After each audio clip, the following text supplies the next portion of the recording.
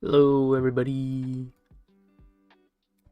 We're not gonna start just yet, but I'm just here to hang out with chat. We'll just chat it up a little bit before we officially start. But how's everybody doing? And I see Broken Wings, you said that you already started your spoon stirring sequence, which is crazy because we ended last night with our live call with the members at like, what, 2 a.m. or what? I think it was 2 a.m. or like 1:40 something. Sorry, excuse me. So I don't know how you got started. that's that's crazy.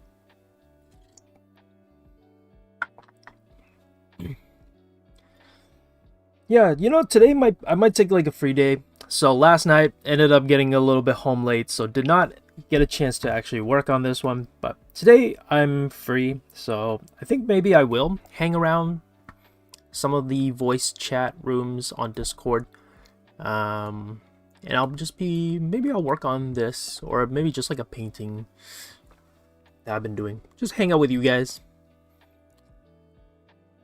See how it goes. Yeah.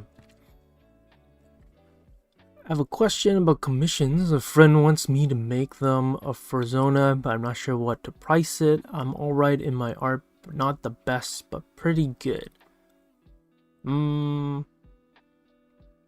Okay. I mean, I feel like with everybody is a little bit different. Also, I'm guessing Furzona means you're drawing like the full figure. So, I don't know. Didn't Jesse do a commissions video? You could probably... It's hard to give like a hard number because it depends on who your friend is, how much you think they might be willing to pay, but then also how much you think your piece is worth, and then also how much time you think you might put in. It's a little mix of everything. So I do probably I would recommend watching Jesse's commission video. We made it not too long ago. Let me see if I can find it.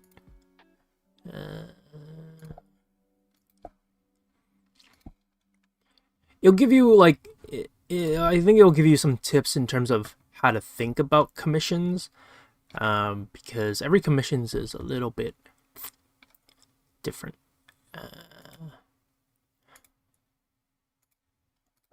Here, let's see.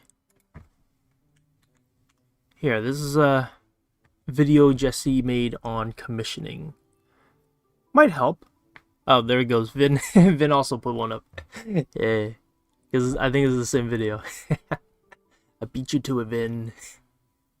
Or there's a full playlist too. Yeah. Okay, there.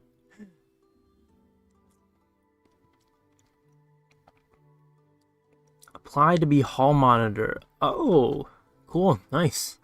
Yeah, even for me, Discord's a little bit new, too. It's like, it's such a, like, you can do so much with Discord, I feel like. So it's, intense. You want it to be fair? Okay. I feel like on average, and again, I'll put this out there with like take it with a grain of salt because pricing with commission, it's very, very flexible. But and like, if you feel like you can charge more, or if you think your friend is okay with paying more and you think it's worth it to charge more, feel free to. If it's like full body and color and for Zona, I'm guessing like what your friend might be using it for is like just for personal use. Like maybe for their profile picture, or I don't know, like a wallpaper on their phone. Then it's more like just for personal and not commercial use. Then I feel like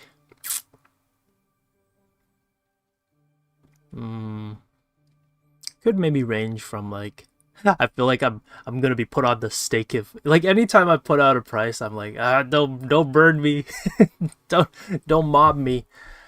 I want to say around like 70 to 90 roughly, but I'm thinking Canadian, so I don't know if I don't really think that conversion might make a difference. I don't know, but I'm thinking 70 to 90, but it depends. a lot of like what your friend is going to be using it for, how long it might take you to do it. So you might feel like, oh, piece will take me 20 hours.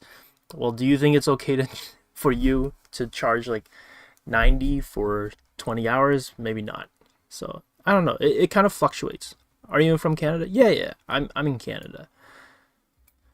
But that's why I think it's probably more useful to watch the video, so it gives you some guidelines to think about when it comes to commissioning, because it's not as simple as like a flat fee, like going to McDonald's and every McDonald's charges roughly around the same price for a Big Mac.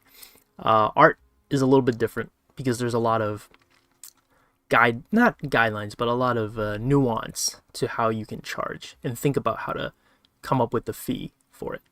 Yeah. So I have good news and bad news. Good news, feel better. Bad news, you can't stay for the whole stream. Is that what it is?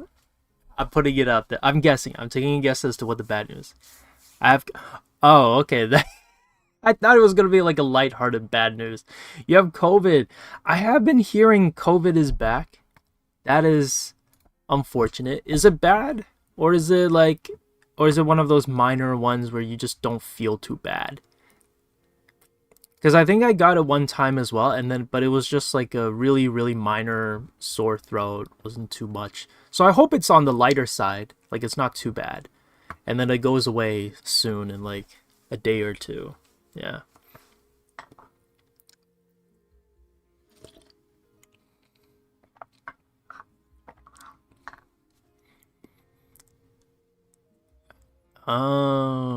Okay. Yeah, I feel like that's like I think like I don't know if you've ever gotten COVID before, but like I feel like once you get it one time, you kind of recognize it. Like I got it like a second or third time, I think, and then I was like, this feels familiar. And this feels not quite like a fever, not quite like a cold. And then I got it tested and I was like, oh, I do have it, but it wasn't too bad. Oh, you've never had Oh, okay.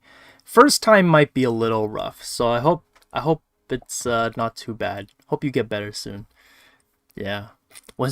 That is crazy that you have stayed unaffected by COVID for like 4 years. That's an achievement, Quinn. I don't think I've ever met anyone who's avoided it for this long. That's crazy. Allergies. Interesting. You never had it. Okay, well, that's crazy. I guess. Oh. Yeah, everybody I feel like I know has gotten it at least once now. I don't think I've met anyone who's not had it. So, wow.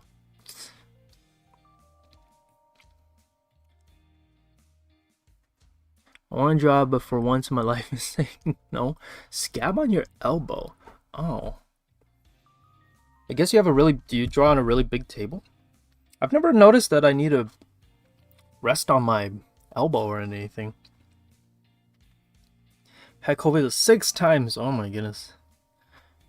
I could have had it but been asymptomatic. Maybe. I feel like if it's your first one, the first one is usually pretty...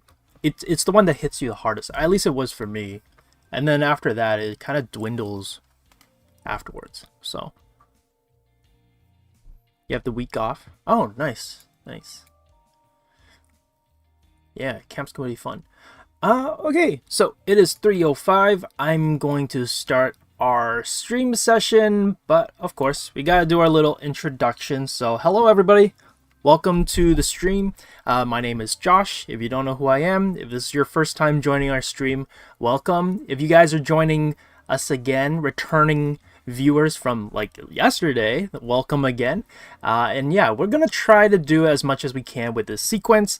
I know the title says clean and finalize animation, but as we all know, when it comes to animation, it takes a lot of work. So I'm going to try to do as much as I can. And of course, if you guys want a little reminder, this is our sequence. So this is what we have so far.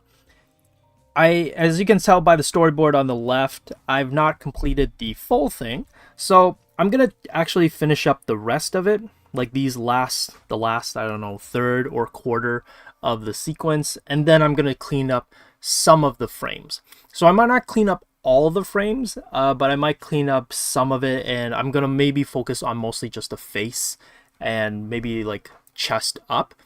That way we have some like nice frames to look at. But yeah, that's gonna be kind of the goal for today.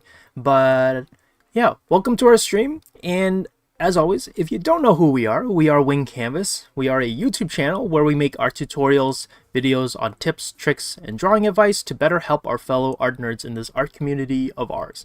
Our mission at Wing Canvas is to make art education easily accessible to everyone. So be sure to tune in live for free lessons every Saturday and Sunday at 3 p.m. Eastern. So welcome one and all to our weekly weekend streams. And if you are an art nerd too, be sure to check out our links to our social media in the description below, and check out our website as we have class offerings where you can get critiques, guidance, and encouragement from our instructors. And because we're not just a YouTube channel, we are a school of illustrations. And just as a reminder, right now during the summer we are having our summer intensives, both summer camps and summer intensives. So summer camps are a little bit shorter and the projects are a little bit more beginner friendly, I would say. Whereas the intensives are, well, as the name implies, intensives. We go over a bit more technical stuff. It's a little bit more project focused and whatnot. It's still open to anyone at any level, but it is catered for a little bit more advanced and whatnot. But I do teach one of the intensives. The next one coming up is the animation intensive, but we will be going over the fundamentals and all the beginning stuff that you do need to know in animation before we get on to actual animation projects during the animation intensive. So if that sounds interesting to you, maybe check it out. It's on our website and you can take a look at all the program offerings that we have. So yeah, those are our summer camp and intensives. So yeah, and again, as always, we'd like to thank our Patreon and YouTube members who support us in making free art education content. Members get access to tons of perks like digital or exclusive chats with our creators, weekly live critiques on Discord, and class recordings, digital artworking files from our streams, and discounts on live programs that have a limited amount of space. If you want to help support the channel or accelerate your learning, consider becoming a member. So as you can see on our screen, these are kind of the rough schedules for all of our, or not the rough schedules, these are the schedules for when we do critiques on Discord for members only. We just had one last night where I was live. The next one is going to be Faye, and I just want to make sure I got the date correct. Just in case anybody is curious about maybe signing up for Patreon to get access to the members critique. Phase is happening this coming week, or this coming Friday. So Friday, July 26th, Faye will be live at 1 p.m. Eastern to give anybody who wants any live critiques. If you can't make it live, that's totally okay. You can submit your drawings and we'll still go over your drawings and give you and upload the draw over that we do. So yeah, this is a really great perk of being a Patreon member. So if you guys are interested in getting live critiques, definitely check out our Patreon membership.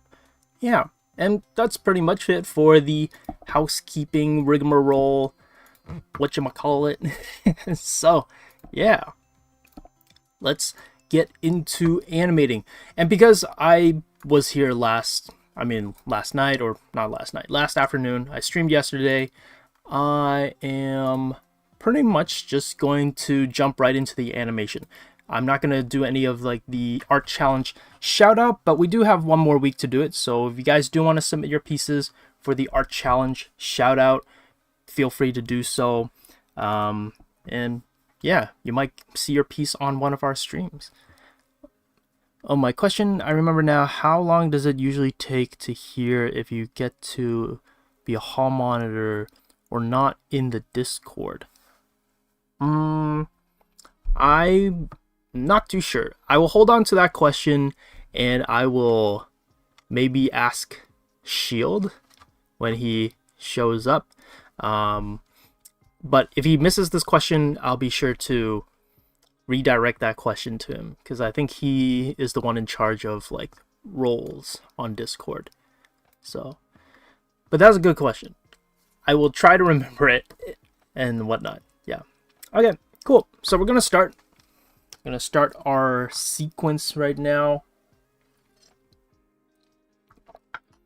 So yeah, originally part 4 was supposed to be today, but I ended up subbing Jesse because Jesse ended up being busy. So we ended up switching. So I ended up streaming yesterday's part 4, and then today is part 5. So for anybody like curious or not too sure as to like why this is the final kind of stream for this big animation sequence, that's why. Also the cat face, I feel like I would want to clean it up, but I'm gonna do that after. So right now I'm just blocking in. Actually, before I guess I continue, Broken Wings had a good question yesterday, which is like how to go about doing the animation, because I think yesterday I kind of just jumped right into it where I had the storyboard, but then you can see like I kind of worked frame by frame, and I think it's because part of it is I kind of already know what the sequence is going to be. It's not a super complicated sequence. It's just our character walking down an aisle, and then we cut to another angle where a character is looking off to the side, and then we cut to another shot with the cat or him looking behind the shelves, and then we get a cut to a shot with the cat. So the way that I approached it was that, okay, our character is just walking down the hall. I'm just gonna block it in. This is kind of our keyframe. So it's like the starting pose, and then I know that I want him to be looking to the right first. So I have these breakdown shots over here to show him looking over to the right, and then I have some other breakdown shots or transitional shots to get him to look to the left. So I kind of know this going in, and you can see that I'm still leaving gaps in between each frame, and they're not like super detailed in terms of like the motion, but it gets across the idea as to what I'm going to be aiming for down the line. I just want to kind of place it in onto the screen so I know what to aim for if I do end up adding more in-betweens and more detailed shots, and then later on when I clean it up, where everything should be relatively to each other in proportions. But I obviously, as you can see, like I haven't cleaned up or tied in really any of the shots. They're just placeholders. And you can kind of think of this as a little bit of pose to pose. So frame 1 is a key pose, and then frame 7 is another key pose, and then frame 4 is a little bit of what some people will call a breakdown pose or a transitional kind of frame, where I'm showing the transition from one frame key pose to another key pose. And so this way I just know the trajectory. And because my shot is very simple, there's not really too much that I need to worry too much about. But I'm also using the storyboard as a guide of roughly what to aim for in terms of pose and what direction or angle the character is going to be shown in and what direction the character might be looking in. So it's a little bit of a balance, because the storyboard is there to help guide you, but it doesn't mean that it will dictate every decision that you make when you're drawing the frame.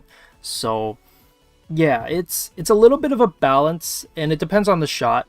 So if you have a very standstill shot where the character is not talking, they're not really doing any crazy action, you don't really have to really storyboard too much. I would say you can actually kind of just write it and it'll be fine.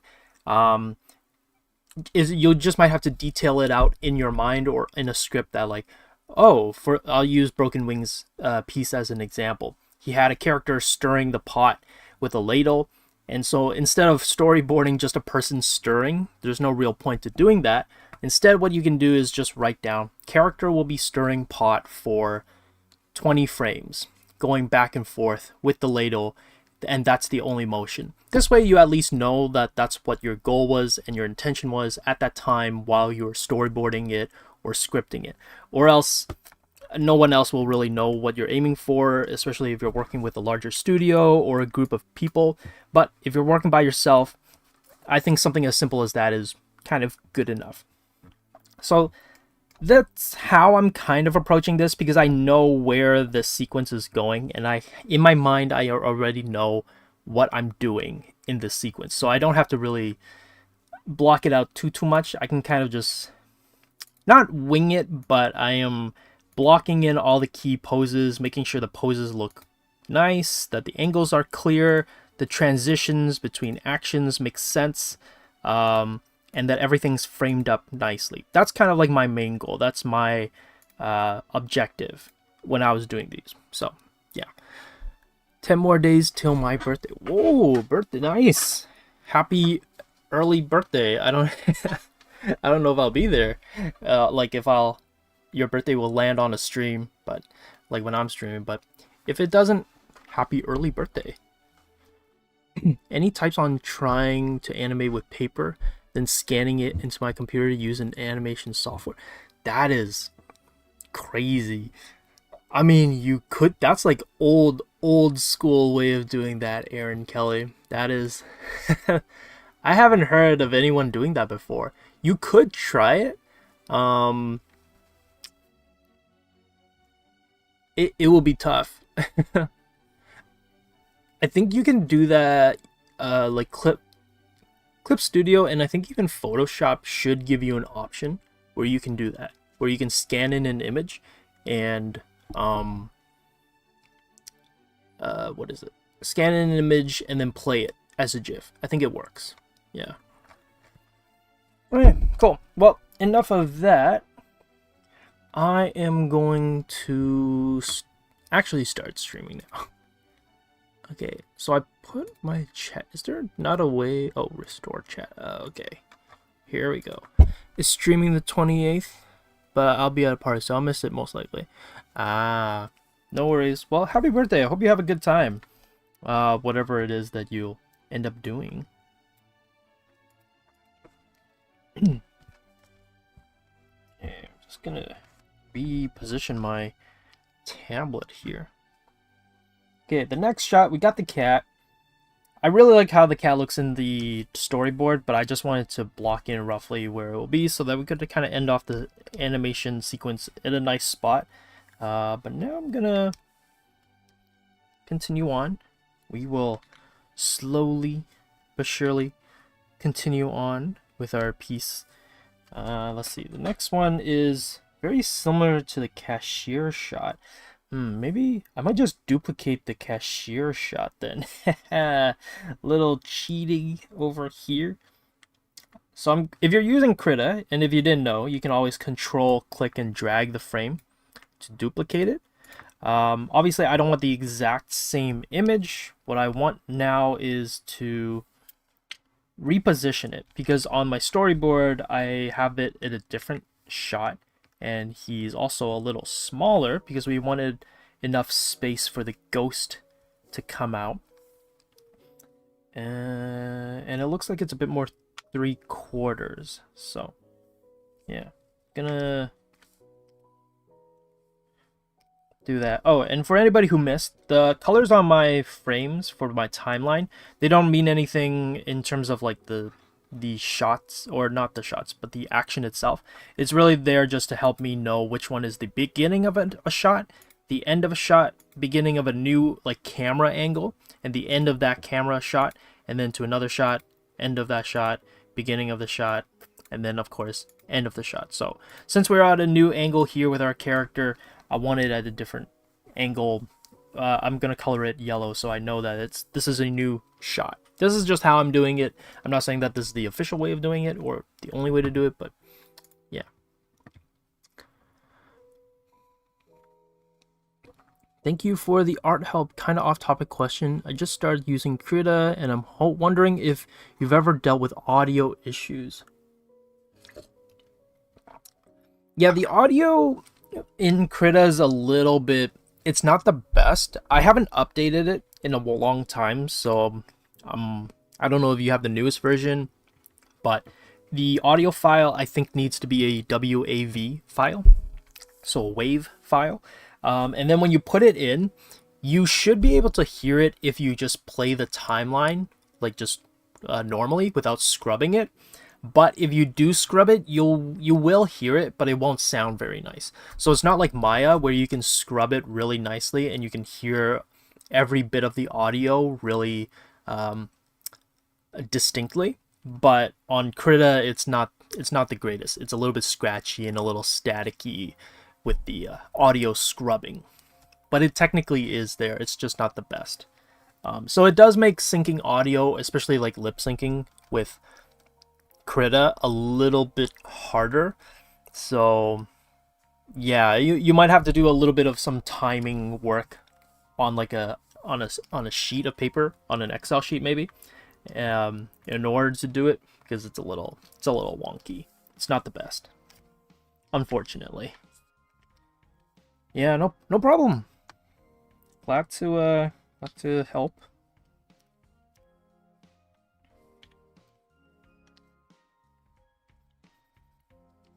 I'm just gonna reposition the body so that it's a little bit more 3/4.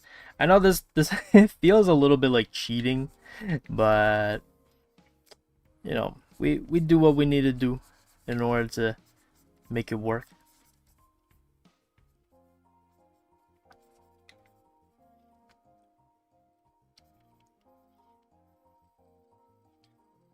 And as always, I would say that if anybody is curious about doing animation, I would say like try to get your drawing skills down and as solid as you can before you start animating. Obviously, if you're not like a master or draftsman, that's okay. You can still start animating and kind of practice animating, get a feel for it, get an idea as to how it works. But the better you are at drawing, the more efficient and the better you will be at just getting across what you want in terms of your ideas.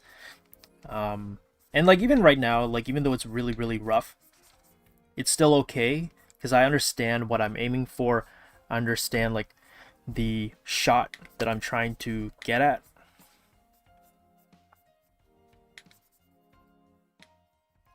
And that part of that is like due to having a better drawing background where I can just kind of wing it a little bit, use a little bit of like educated guessing to figure out the best way to approach the shot.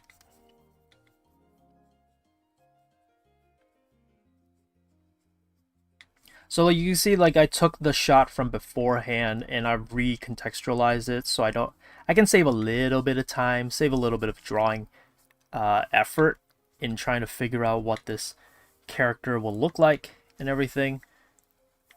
So it's kind of like the benefit of digital. I can kind of use it to my advantage.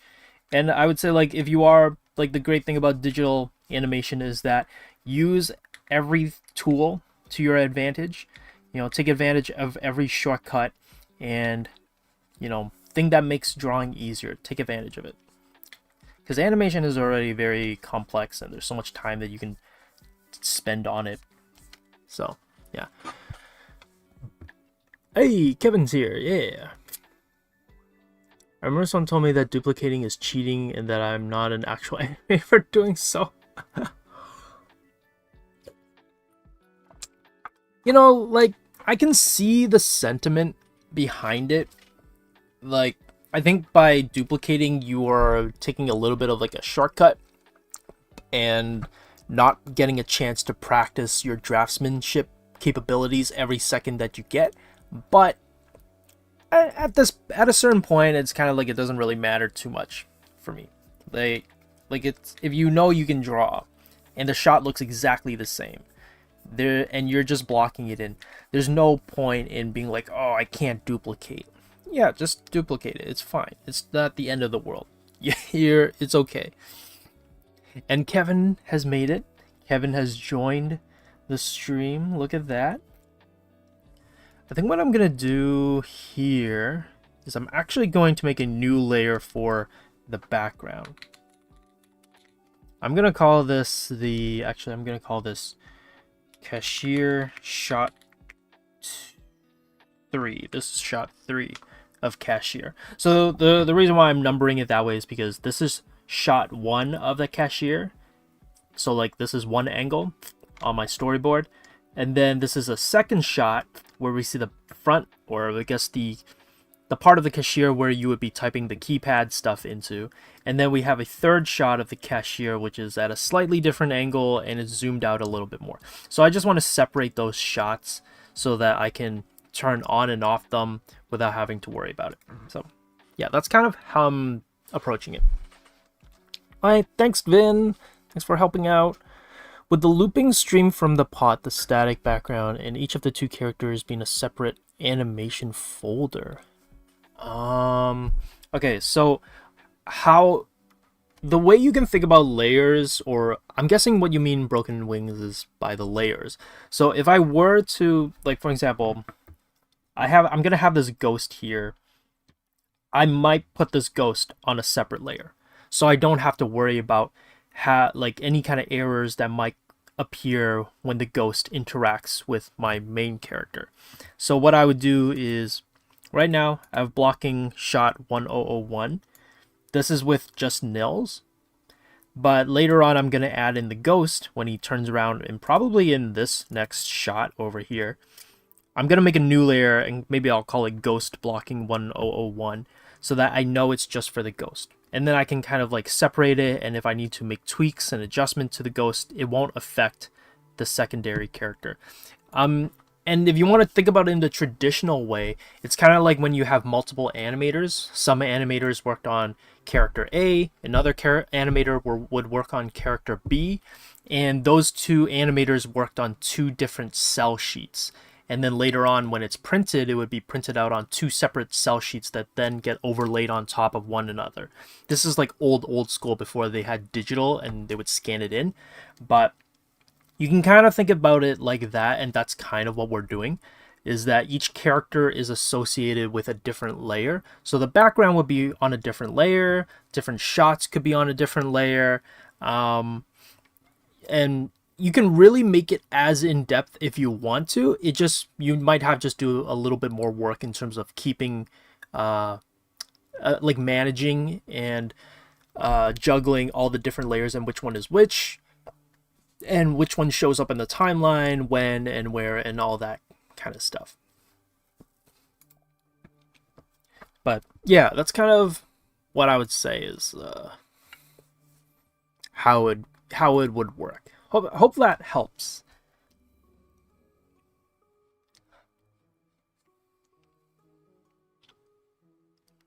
Okay, so we got our guy over here. I'm gonna duplicate him. All right, I was gonna draw the cashier. Cashier, I'm just gonna draw with an orange line so I can kind of, I can see it and I don't have to worry about it. And yes, I am just going to draw it with some straight lines. I am not going to bother trying to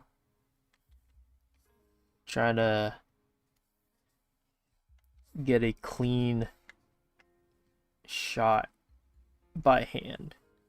That is too much work.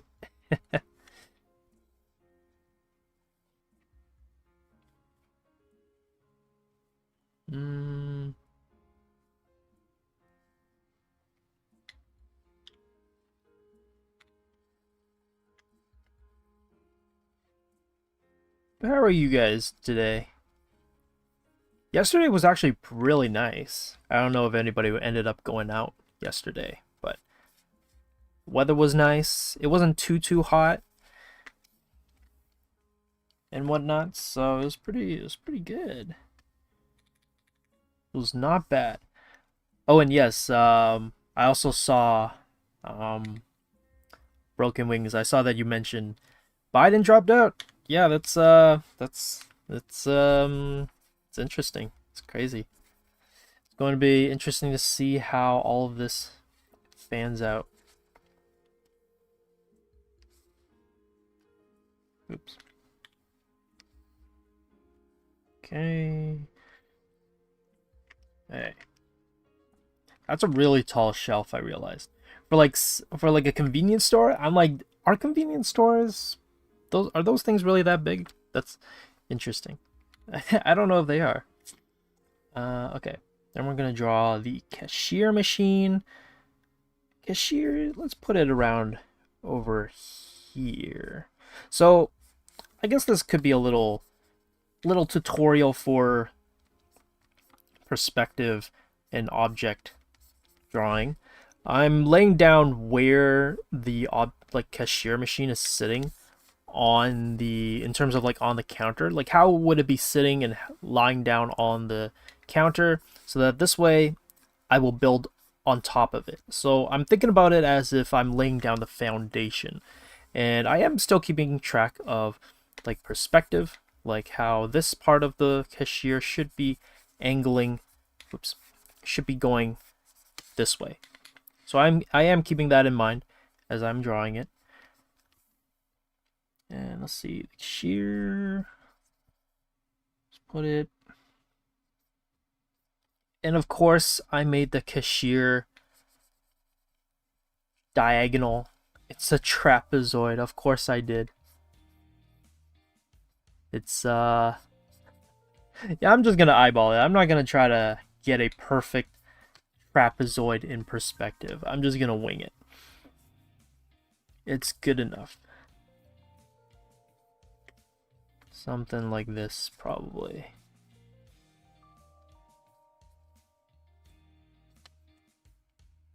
I should have probably looked up an image of a cashier. Oh well, it's fine. That's like my slogan, I feel like, for these streams. Like, it's fine. It is a-okay. Bro, I have 30 whips. Are we talking about whips again?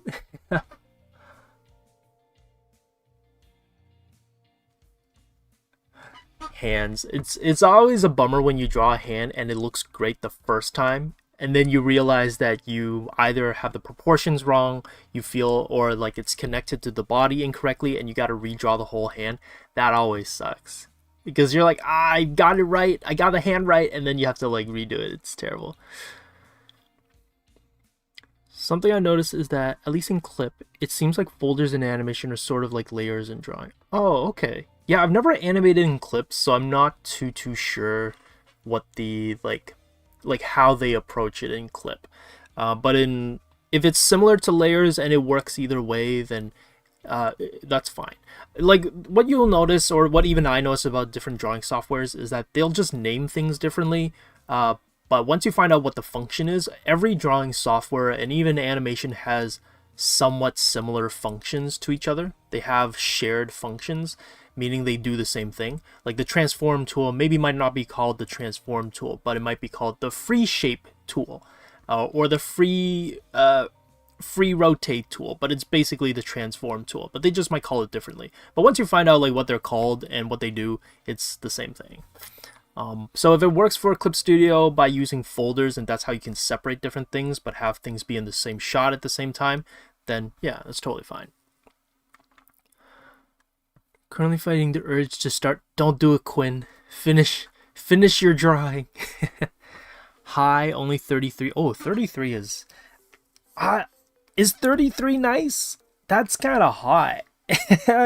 Like a perfect nice summer day for me is like 25, 24, 25. That's a nice day, because then the sun heats you up, but then the wind cools you down. That's like the perfect weather for me. 33 is getting a little hot for me. That's a bit too much.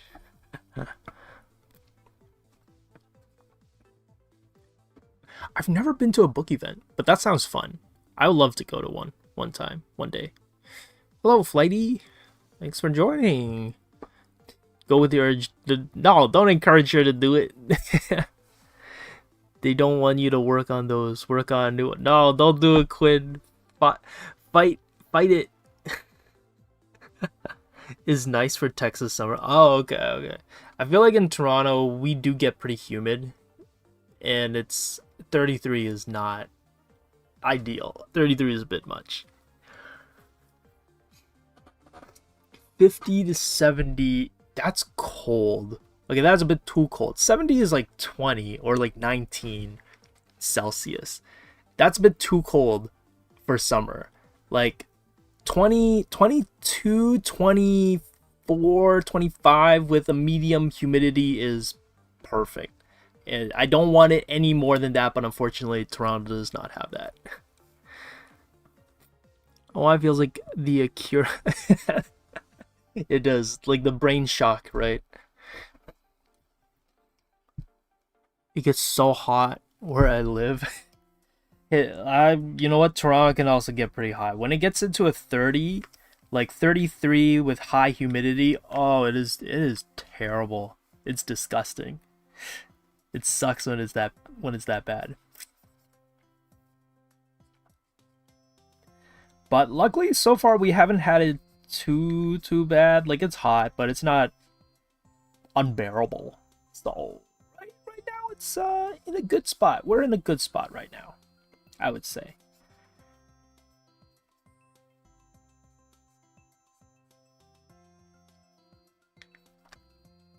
But don't do it, Quinn. Don't start on a new project. Finish the ones you started. Think of them as your children. Don't give up on one. Stick with the one you have.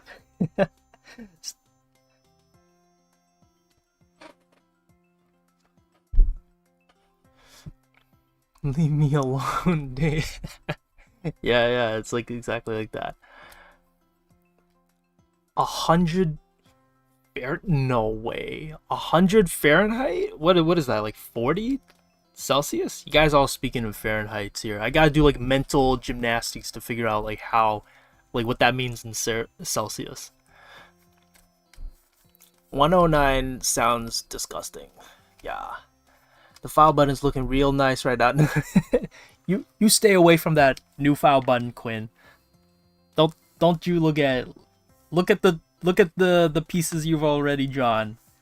Look at those ones.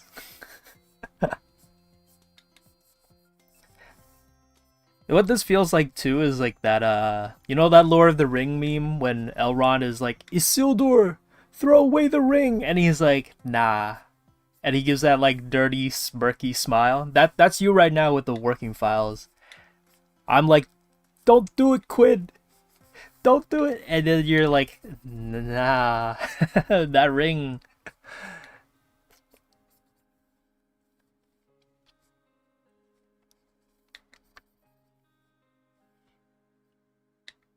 You know, I'm gonna make this stand. Just I'll just make it straight. Yeah, I have some friends who are I don't know if they have a softball game right now. I think they do. Softball in the summer heat though, like this, oh, it's brutal.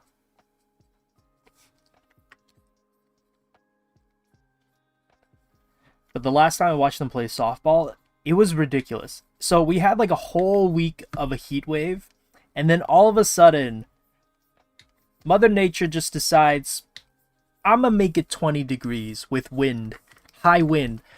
The game was like about an hour long, but by the end of the game, my fingers were numb. They were so cold. I was like, it's middle of June. Like, why are my fingers numb? And especially like right when we just had a heat wave, it was weird. It was bananas.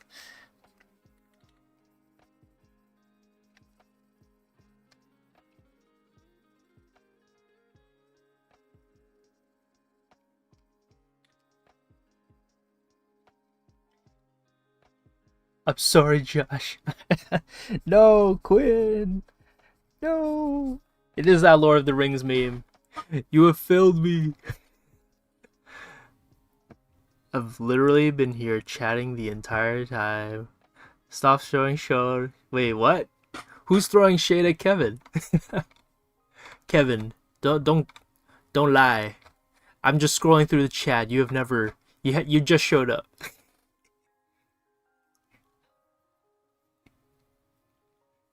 These methods like save money when you want to spend more money or something sick.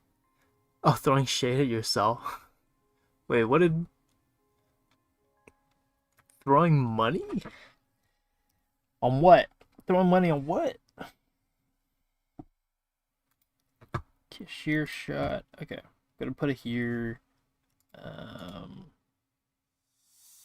put it here.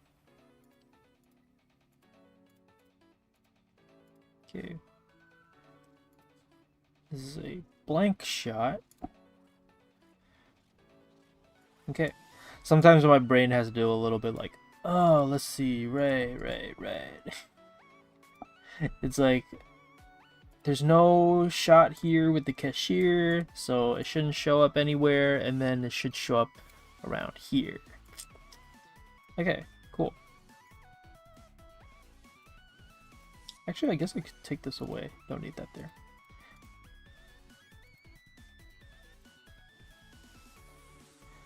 Okay, cool.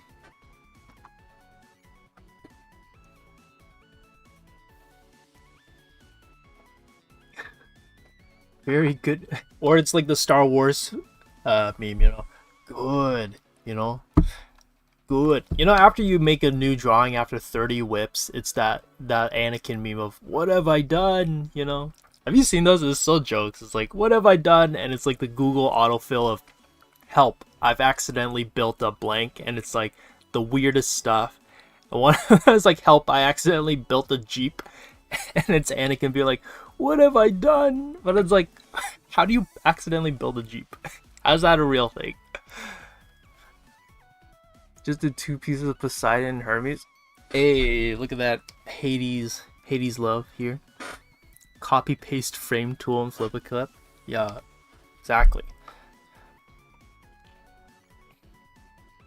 Blender, I've been hearing so much about Blender that I'm like, I feel like I should do something with Blender, but then I'm like, I don't know if I wanna. Okay, I think this is gonna be the same pretty much.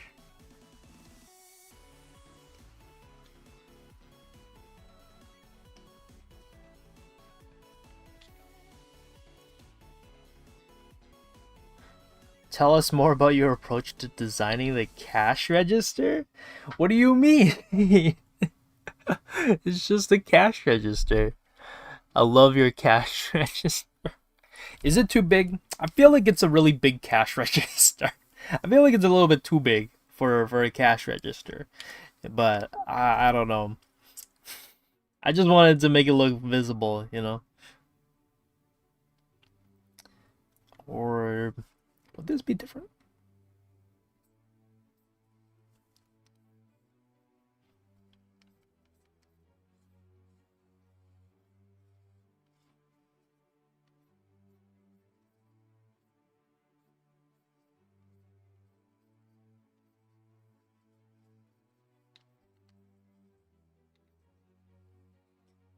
Did you use a reference? No. I just relied on my kindergarten 4-year-old memory of what a cashier looked like back in like Walmart, you know. I have a distinct memory for Walmart cashiers back from the 90s.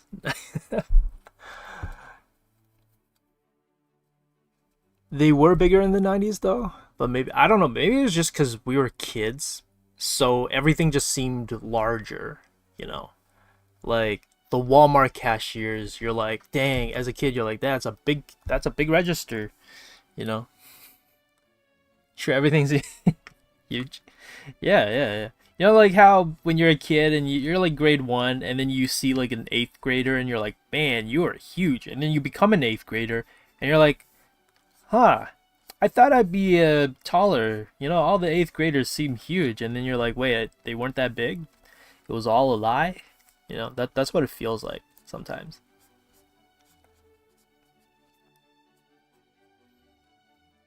I thought it'd be giant. Yeah, it's like, no, it was all a lie. It was all in your head. You were not destined to be tall.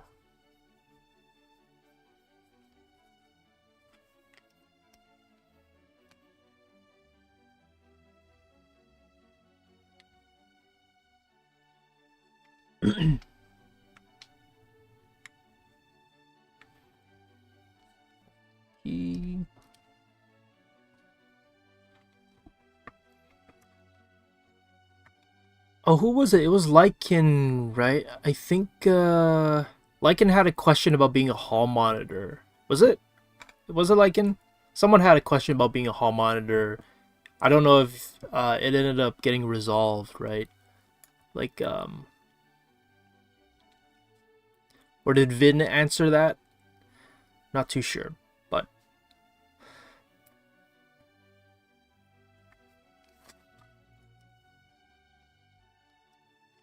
but yeah, if you have that question about being a hall monitor, feel free to ask it because I think. Oh, it did. Oh, it got answered. Okay, great, nice. Oh, this shot's gonna be hard. It's a shot of him screaming at the ghost popping out. Let me see. Now I gotta. I should have taken a reference photo of me being like scared or something. Like I mean, I'm just gonna rely on the storyboard shot here, but.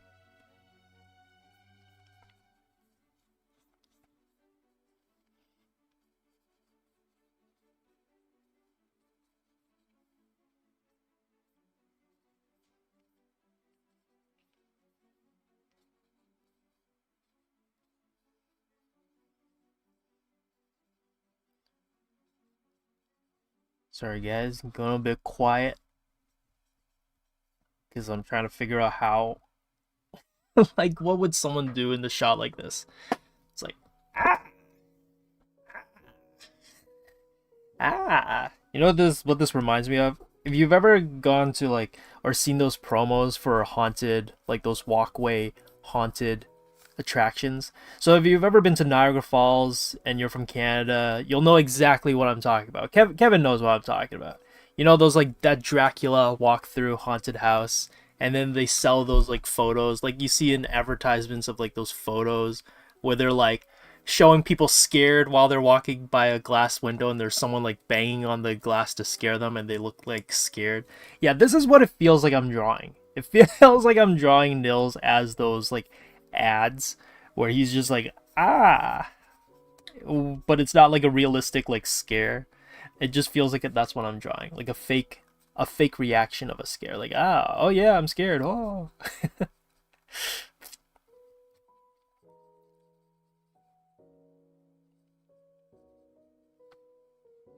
A ghost. Keep forgetting about these streams. Using animation for reference? No, I don't have any reference right now.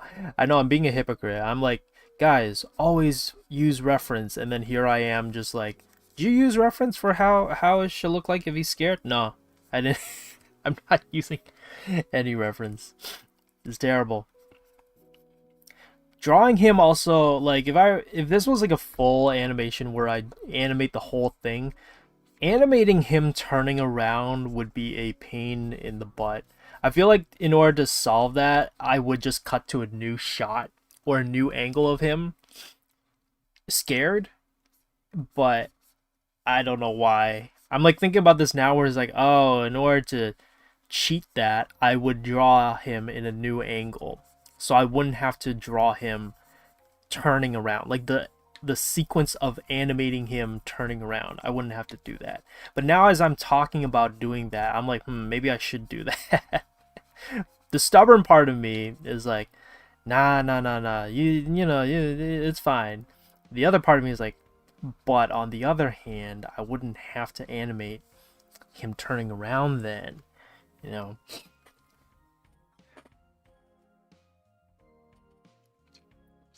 Okay, yeah, I animated him scared, but I didn't animate him like this. It's a different pose, you know. Will the stream schedule become normal after these? I mean, the stream schedule usually is normal. Like, it's usually Jesse and Faye on Saturdays, and they go back and forth. So Jesse, Faye, and then usually on Sundays it is Iggy, me, Iggy, me, Iggy, me, so on and so forth. But sometimes, you know, our fellow instructors have to go on vacation or they take breaks, and so sometimes schedules do get changed around, and like some people get subbed or whatever it is. So yeah, but the usual schedule is like that, but sometimes it does get adjusted every now and then. Yeah, yeah. Well, I hope she has fun. I can't remember what it is that she's doing, but yeah, hopefully she's having a good time. I don't know where what Jesse's up to right now, but yeah. Working since the channel, she deserves a break. Yeah, there's that too. Yeah.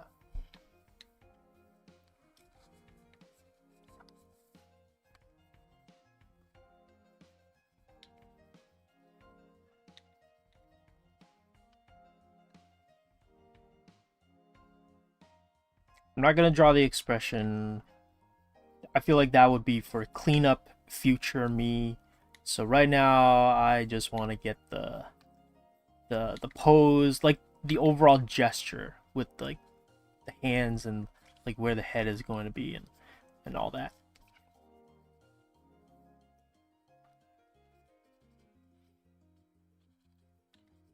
Yeah, I saw someone be like, Josh, why do you do this to yourself? I don't know.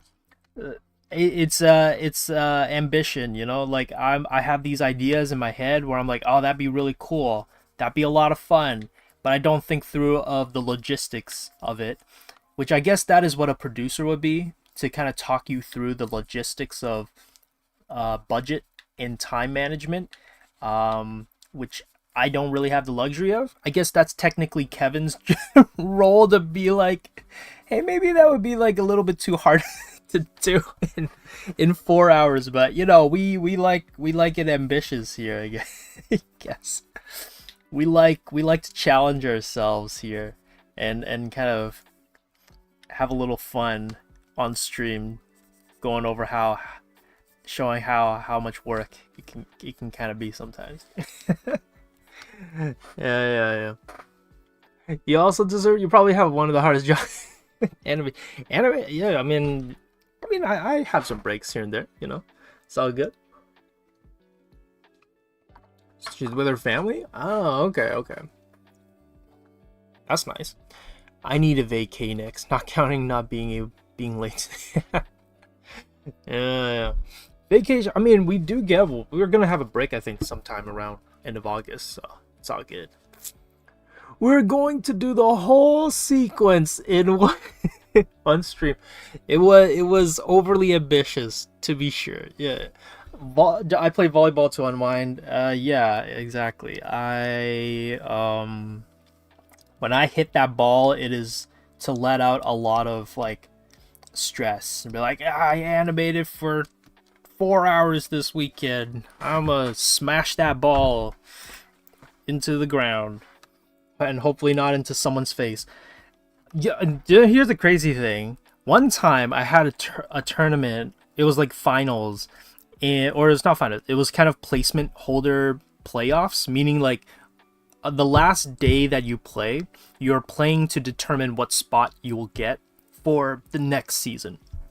Some people like play it like seriously because they're gonna play the next season. Other people just take it as a chill day to just have fun.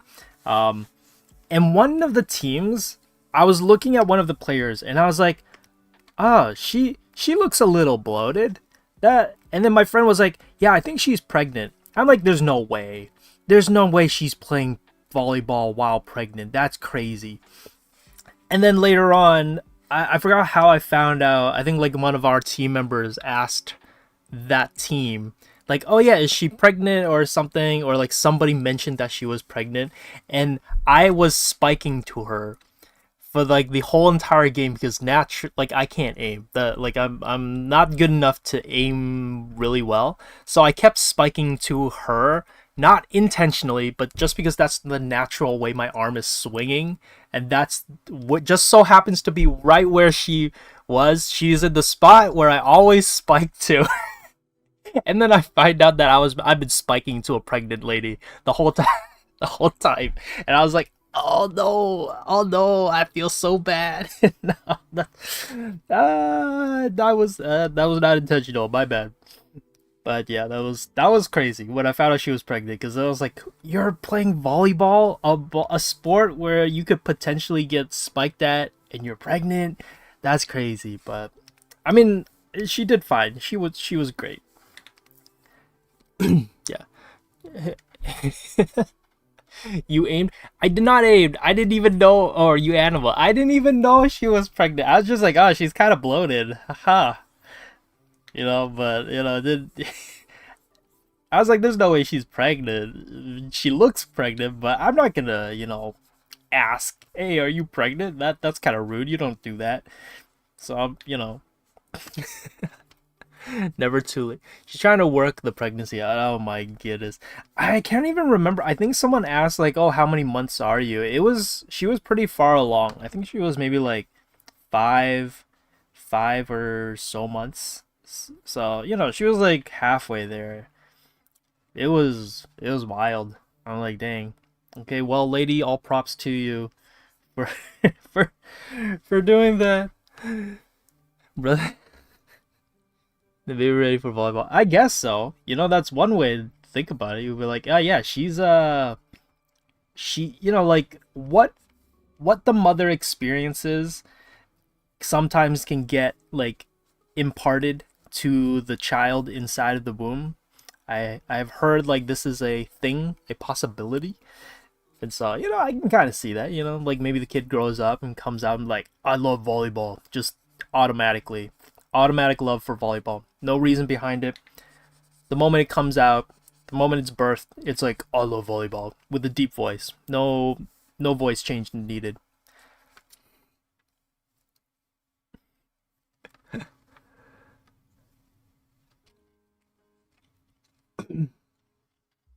With a deep voice, exactly. Yeah, yeah, yeah. I love volleyball.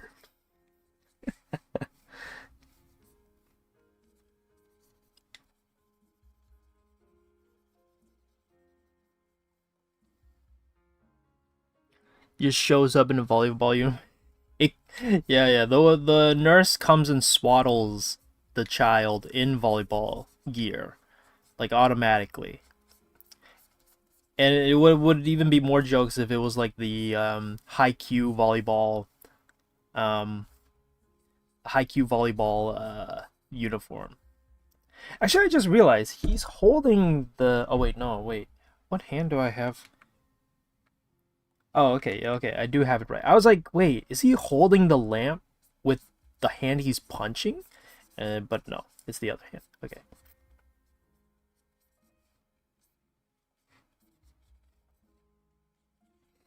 Shout out with volleyball in hand. Yeah, yeah.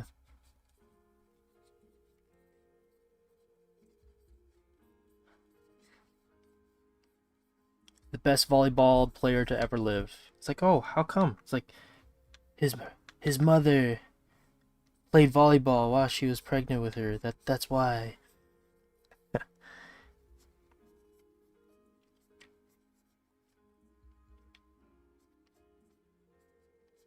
This feels like a One Punch Man. I don't know if anybody's ever watched One Punch Man, but this feels like a One Punch Man kind of scenario right here. You just like pow, right into the ghost. You know what this reminds me of? This reminds me of like those flip books. The I don't know if anybody's ever read this. Was like the Iron Mouse Giant or whatever. There was the Captain Underpants, which I never read. I read the other one, but then that one was not as successful. But it was like a little mouse with like a giant rat or mouse like robot. Looked very similar to like the Iron Giant. I had that one, but not the Captain Underpants because I thought Captain Underpants was weird as a kid. But I love the robot one, and this is what this reminds me of, like those fliporama scenarios where you're like, oh yeah, punch, punch. That's what this feels like.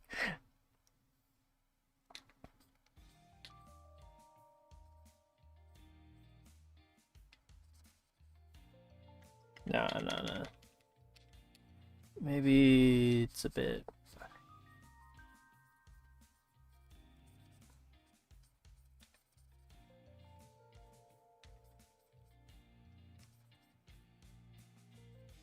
I want to add a little bit of like a bend in the arm, not just straight. But who am I to talk? I did Taekwondo, not. I don't know how to punch. Dude, my friend started taking like Muay Thai, and then he was like, "Yo, Josh, you wanna go do like some? Here, I'll teach you some of the basics of Muay Thai, like punching." I was like, "Okay, sure, yeah, I did Taekwondo. It can't be that hard to throw a punch. I'm terrible at throwing a punch. Who knew that I would not like? I'd be like it just did not feel right." And then he brought a kicking bag, and I was like, "Oh, feel right at home. Kicking is where it's at." I don't know why you guys throw punches when you can throw kicks.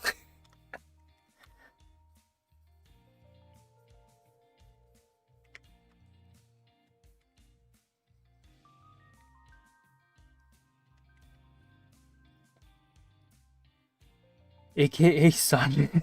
Actually, maybe that's why he's my favorite character in One Piece. Even though I feel like he's not the most popular character. I don't know. I like Sanji. I think he's kind of funny.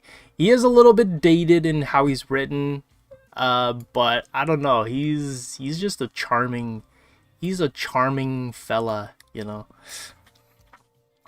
He does Taekwondo not art. How do you keep line art in animation without it moving? Without it moving. You mean like jittering? Flighty? Kenshin Kempo. They have a video on girls' anatomy. Saved my life. And you fall. Yeah, I mean, I didn't say Taekwondo is like great for fighting, like actual combat, because it's probably not the best at it. I've heard was it Brazilian Jiu-Jitsu is really. Is it Jiu-Jitsu? Yeah, I think it's Brazilian Jiu-Jitsu is really good.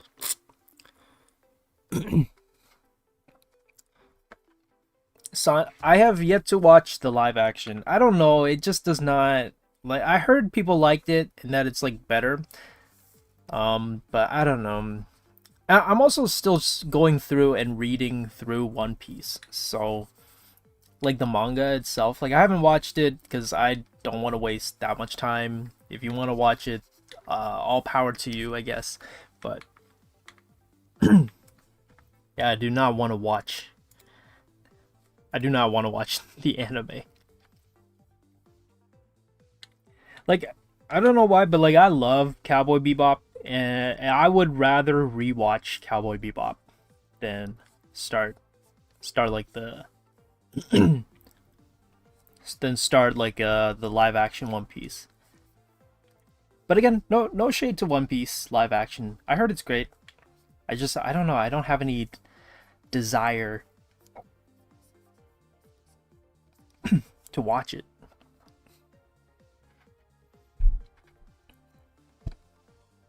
But you need to put wait what? BJJ's Peak. I've heard it's really good. A lot of people like it. It's all groundwork. Yeah, it's all tackling and grapples and holds. Yeah. How do you do the wavy line art like in Ed, Ed, and Eddie? I mean, I think it's you just be a little bit more loose with your line work. Be a little bit more jittery with it.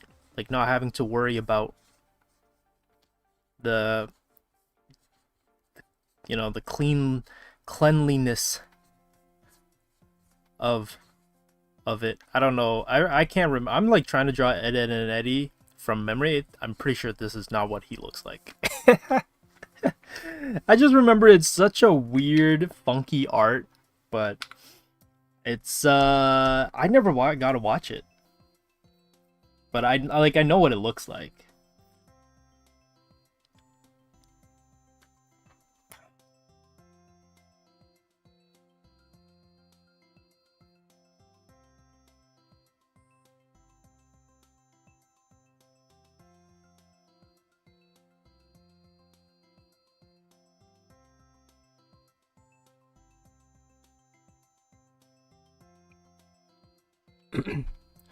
What's y'all music taste? I like people that no one really knows about. You do anything manga? Wait. Black. Yeah, I'm reading it. Where am I right now? I'm on the Big Mama arc. Big Mom? Yeah, I'm there. I just started it, so I'm making my way through it slowly. Every time I finish an arc, I need to take a break because each arc just feels so long. But yeah.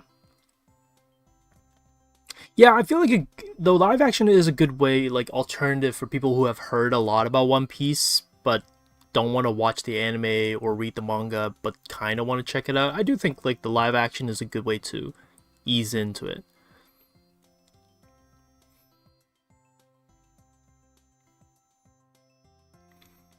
It definitely does. Like I think One Piece feels very old school in its storytelling. Not only just like old school in terms of just like um stereotypical like character traits, like the way females are portrayed, but even just like the story pacing itself is very formulaic, but it makes sense because it's written from like what, the 90s. It's like late 90s, right? It's one of the it's before Naruto and Bleach and everything, so it has a little bit of an older, I don't want to say standard, but the way it approaches character and writing progression in its story is a little bit different. But again, I feel like it makes sense because of that. That's just when it came out. Like that's the time period.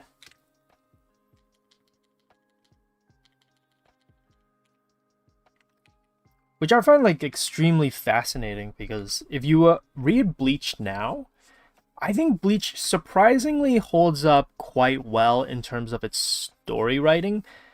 Maybe not so much in again like the way it depicts certain characters, but the way it approaches building up like these really cool action scenes, and you just kind of treat it as like a fun action sequence to watch, and have characters come out in cool outfits and have characters look cool and whatnot. I think it actually holds up not too bad.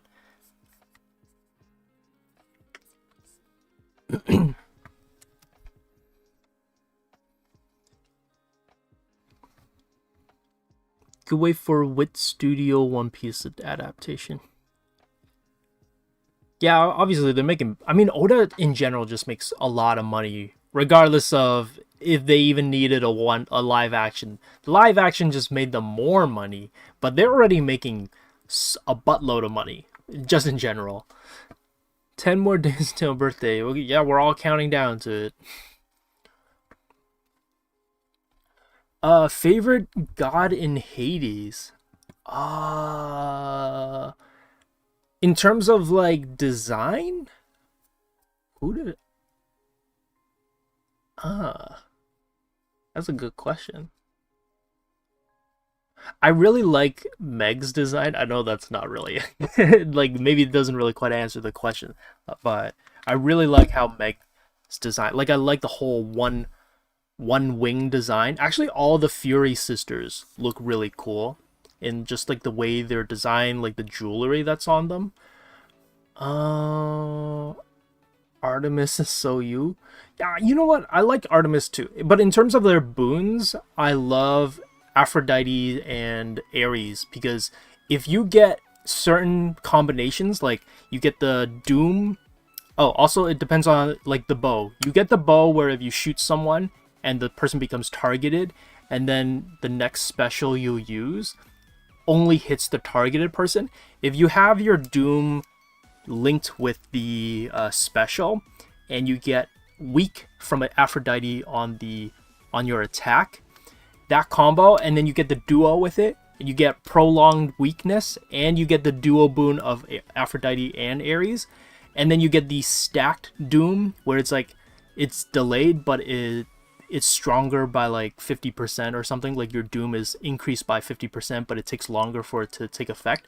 Dude, that combo, if you are struggling with the game, that combo is the combo to go for Hades, because It is overpowered. Or at least I really like it. It feels nice. It feels snappy. It does a crazy amount of damage. It's really I like it. But that's my playthrough, and I think that's like the cool thing with Hades is that you can have people with different playing styles, and it'll still work regardless. But design, okay, if it was like one of the Olympian gods, though, I don't know.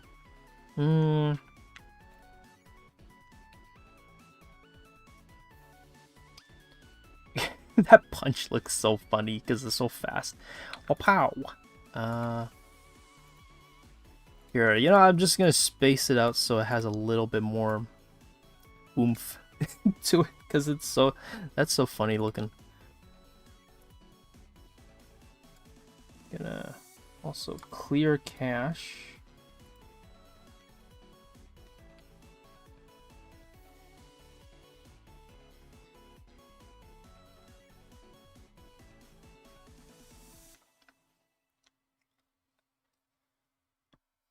Oh, I don't know. God, I mean, they all look great. I mean, Nyx has a really cool design too. Nyx, you know, Athena has a cool design. Like all of them, honestly, have great designs. I don't think there's any like bad design for any of them. They all look good. So I don't like even Karen. Karen has a great design too. Like I love how he looks. So pow, pow. Okay. Actually, I think it's whole scared. I guess maybe this should actually be closer.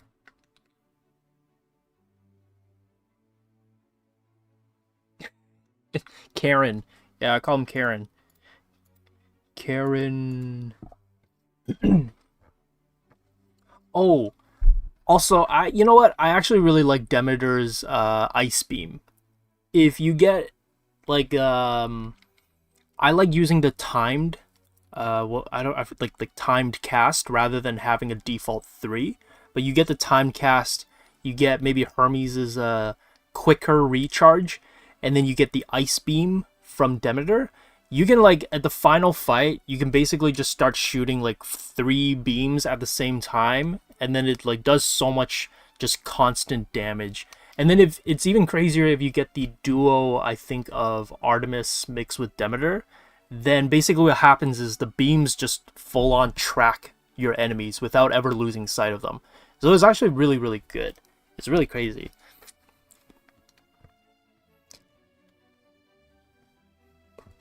The power couple, yeah, yeah.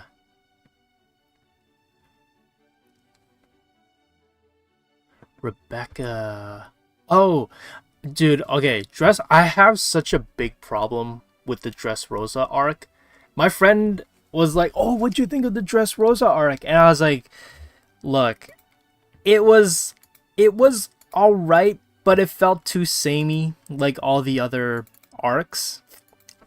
But what I hated was that I don't understand why they had a whole Colosseum bit in Dressrosa. Because it felt kind of out of place and just random. And it's just, it just felt like it was a way for Oda to be like, oh, here's why our character is separated once again. And Luffy is in the Colosseum, separated from his crew. And he can't come in contact with his crew while everything is going down. And he's fighting this Colosseum thing. And I'm just like, okay. I guess yeah, okay. Like it's fine, but man, I was so annoyed by that Dressrosa Coliseum bit. I was just like, why?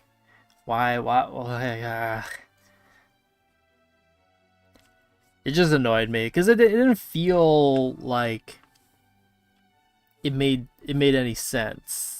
You know, but that was just me. That's just how I feel about it. But I think I'm also coming from a point where I'm not a huge fan of One Piece, even though I'm reading through it because I just want to get through it and I want to witness history, you know. In a sense, One Piece is so big that it's become kind of like a part of media culture history. And growing up from manga, I'm like, well, I feel like I owe it to read it, you know. But I don't love it. I feel like I'm just reading it to get through it. But it's all right. It's okay.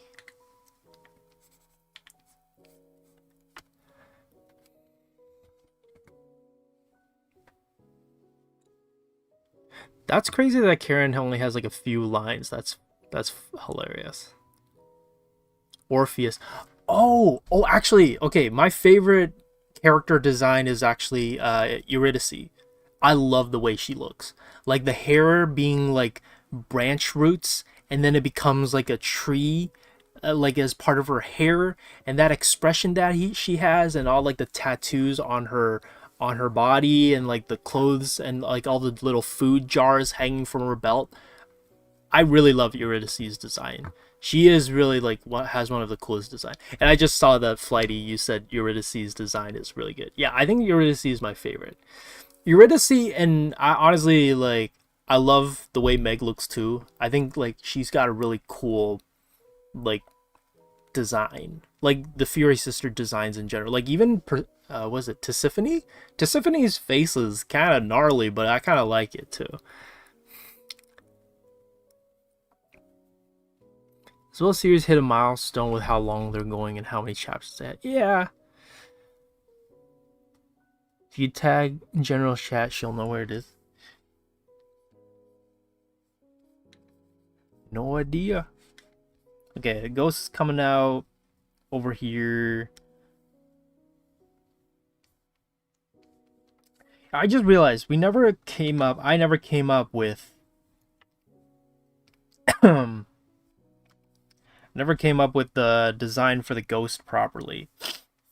I'm just gonna go with generic Slimer, Slimer ghost, like Ghost Hunt, Ghostbusters, little, homage,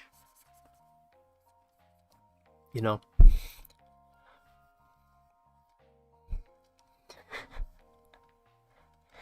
Shakes no, One Piece not that good. No, I do not agree. Like it's fine. Like, it's a fun adventure story. Is how I see it. Like it's fine. It's all right.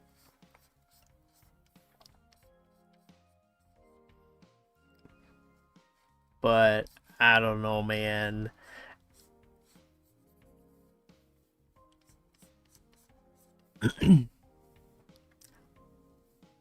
Designing a ghost on the spot is not great. I will give him like big, weird, goofy cheeks or something. I don't know.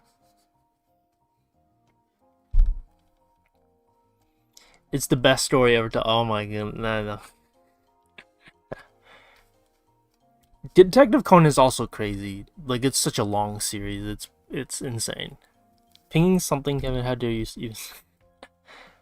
Achilles and Patroclus, the story of them being reunited. Personally, I almost made me cry. Really? Dang. I mean, it didn't make me cry, but I was really invested in getting everybody's story, like, discovered. I think that was, like, the fun thing about the game, is that it's not just a rogue, but it's also, like, a story that you can kind of, work through. Like, I think that was what I liked a lot about the game. Is that even if you found the rogue part of it really easy, there was these really... You wanted to know what new characters to come across. You wanted to know, like, where was the story going, what's going on, and everything like that. That was, like, the fun part about the game. Draw a dragon? No, that's too much. Dragon Ghost would be too much work, yeah. Josh doesn't get. I don't get it. You know, like One Piece is it's all right. You know, it's all right. No Dragon Ghost. No, there's too much work. You could also tag the Hallminer role. I haven't played Hades, but I want to get around to it. I think it's worth it. I think if like it can be a hard game, but you can definitely the game is very much working in your favor to help you get through it. So there's a lot of things that you can do to make your gameplay and your session easier. Like it's still gonna take some work, but you might have to do more. You know, like it'll still take some work. Like it's not gonna be like a walk in the park kind of a deal.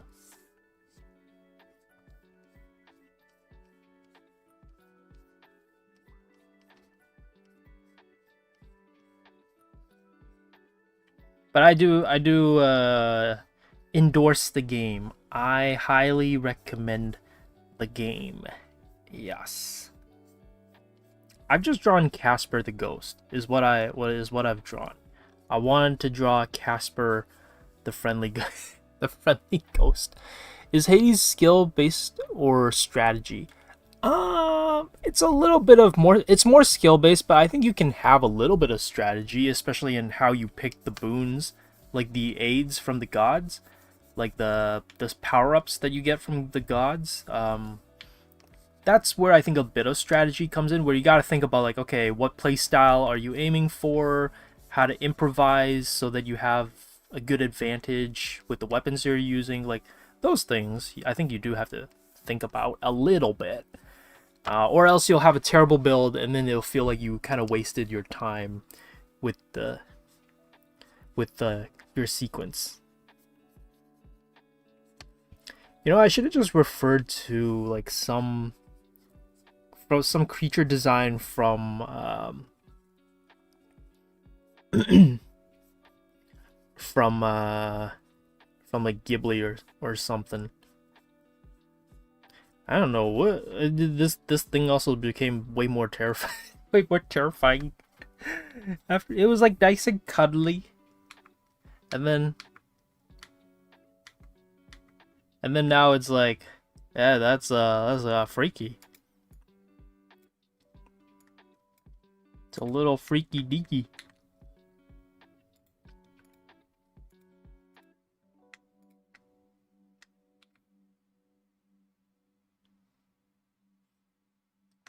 Oh, right. I have to have him punch him in the face too. Totally forgot. Okay, I'll put this here. And right here, we're gonna have him punched in the face.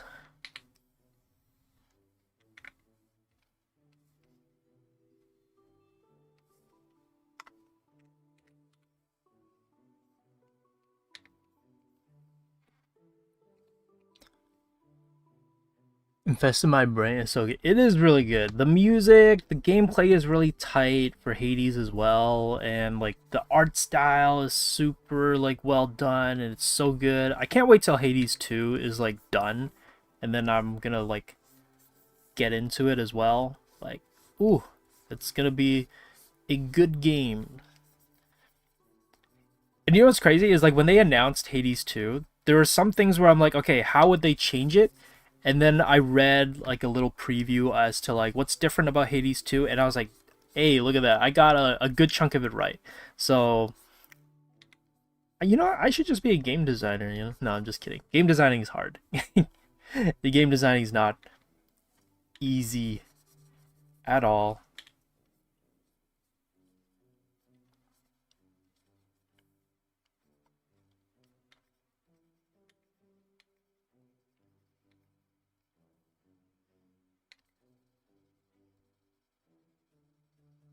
Got punched in the face.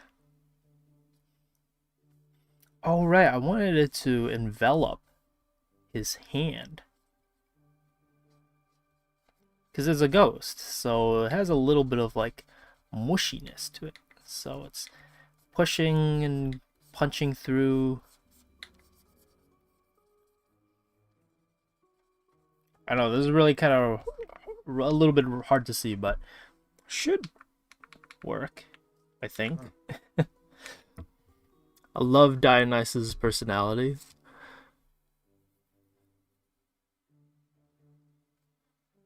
No, no, no. I don't believe One Piece having a like. Okay, having good themes is one thing.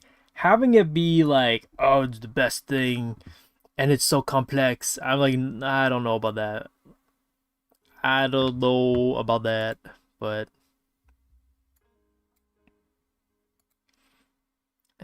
punch, boom. It'll be on the same one, I think. Guys, I'm not a believer. I'm not there. I'm not in it with you guys when it comes to One Piece. I'm sorry.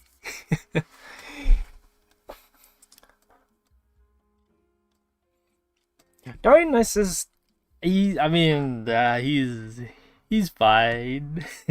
Dionysus is so goofy. He definitely has that like a bit of like a was it himbo vibe a bit. I mean, but that makes sense. Like he's supposed to be a little bit like a frat boy style type of character, which makes him like goofy, which is kind of neat. But I like that too. Like I think that's the other charming element about Hades is that it's very all the characters, like the voice acting, it's really well done. Like it feels very fleshed out, and all the characters have a personality trait to them.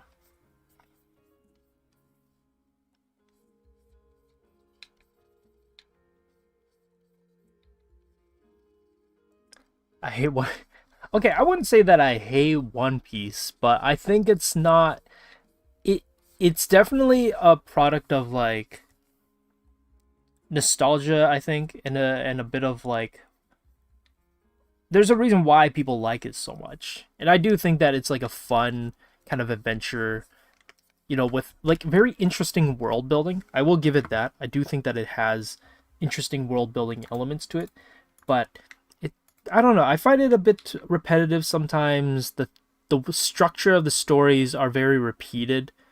That's so funny. The way the punch is like so jokes looking. Oh my! It's like wapa, and then it cuts, and then we cut our animation. So this is where we're at. We blocked in the whole thing. It took a little while because you know I'm talking with Chad and everything, but that's not Casper the Friendly Ghost. That's nastier, weirder. It's a weirder version of Casper. Yeah. Hermes kind of annoying though. Whenever you're in Asphodel, yeah, I can. Yeah, yeah. He's not. He's not like the. Not the best, but he's okay. Hurt the Walmart employee. Yeah, it's like.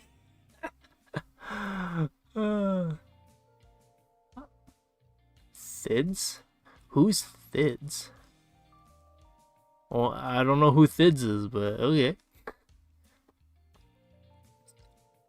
The One Piece isn't real. Oh, wow, what a theory. That'd be crazy. Better animator than the story and analyst IG don't know what else to say. Nice. What's your sketch about? Oh, draw some Julie. Hello. Well, we storyboarded this sequence where our character is walking through the halls, the hollowed halls of a convenience store in 90s Toronto, Canada, I think. And then, you know, they see a cat, they see a bag moving, and then it's like, oh, it's a cat. And then the register dings, and then a ghost pops out, it scares our character, and then our character punches the ghost in the face. So that's the that's the sequence of this. Yeah.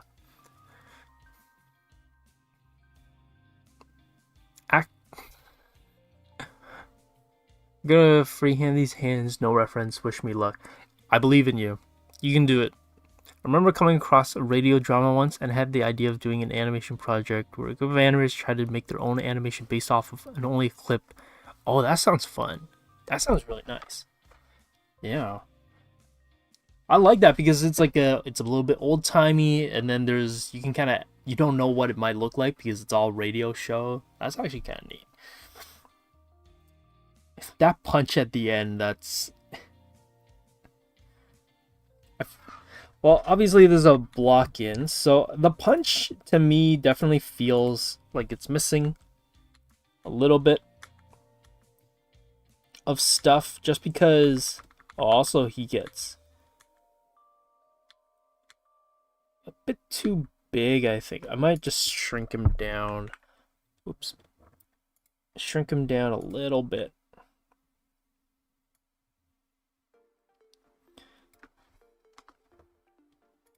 And this one is what?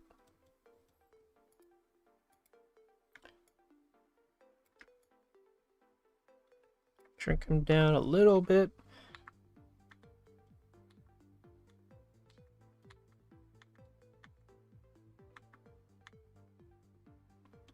Yeah, because he's also technically moving away from the camera, so should work. Yeah, I think that lines up a bit better. Yeah, don't mind the speed of the animation.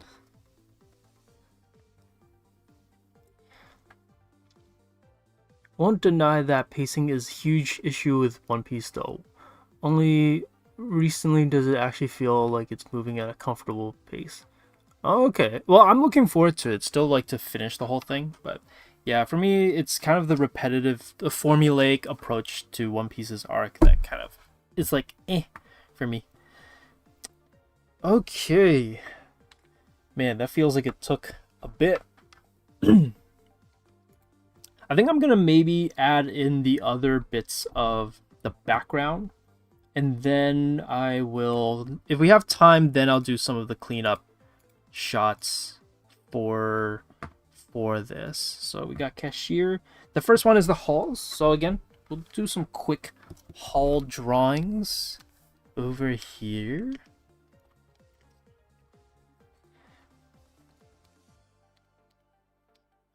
Oh, what is going on?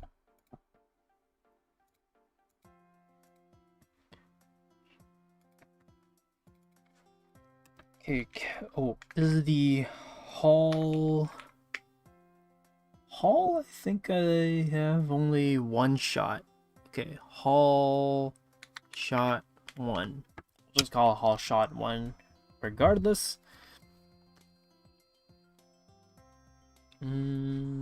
Blank frame. Yeah.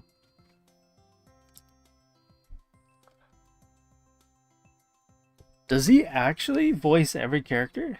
Dang, that's pretty impressive. Dude has been working for Supergiant Games like the whole time. He is a great he's an amazing voice actor for sure. Yeah.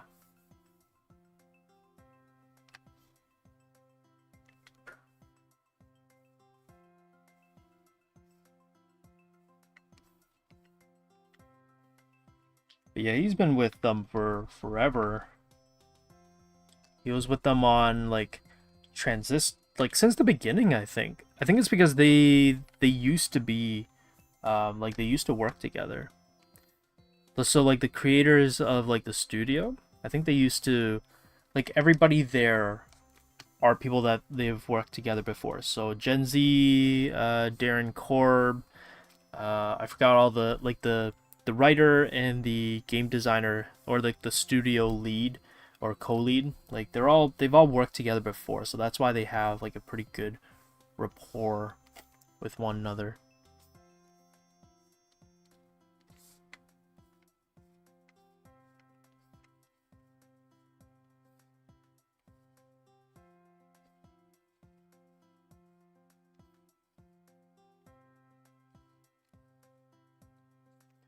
Which I think is like great. Like they've been a great studio because it always feels like they're working in the interest of gamers. They're always working in the interest of like what they want to make. It never feels like they're doing it for like huge monetary reasons, which I think is what's great and what makes their studio so consistently good every single time.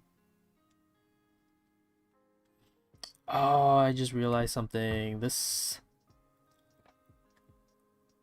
you know what? I will worry about it later. So he's supposed to walk through the halls. And I realized that if I want him to walk through the halls, I need to make the background move. I will do that maybe on my own time. I'll do that like later maybe. But we get the shot here. He's walking. Let's see. Where does it end? It ends here. Duplicate it. We'll make it shrink.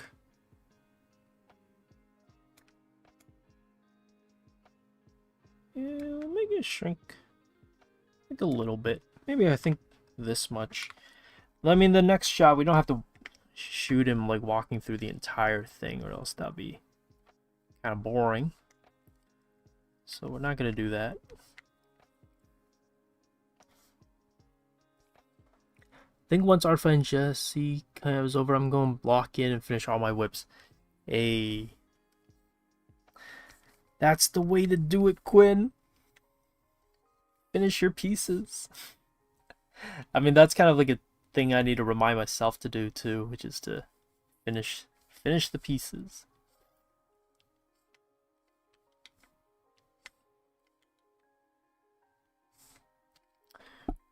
It's so weird the way Krita's line thing works. Very, very interesting. Very strange.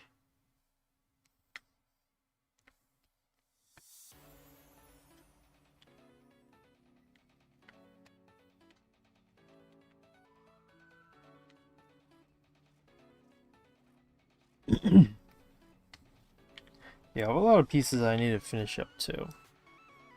I can maybe show it like tonight, maybe, or if I kind of stay up to join any of the Discord servers, maybe I'll stay on and show you guys what it is, and like I'll finish it alongside with you guys. That'd be kind of fun. That'd be kind of neat to do.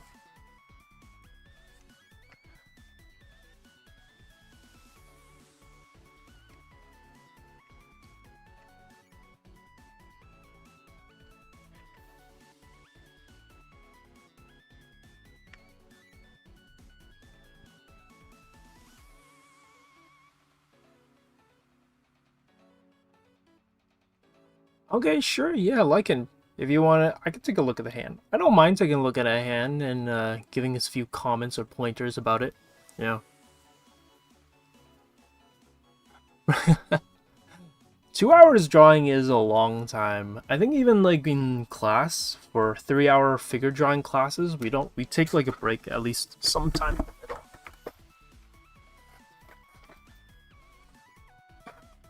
No background fixes all problems. I know, right? Oh my.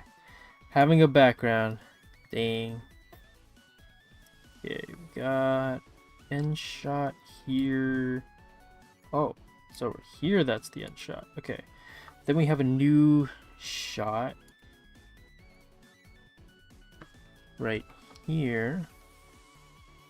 Oh, I guess it should technically be right over here. And then this is a new background shot. This is Cashier 1. Shot 1.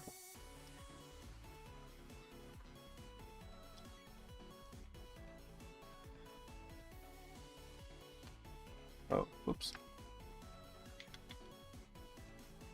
Shear shot 1. Oh. What?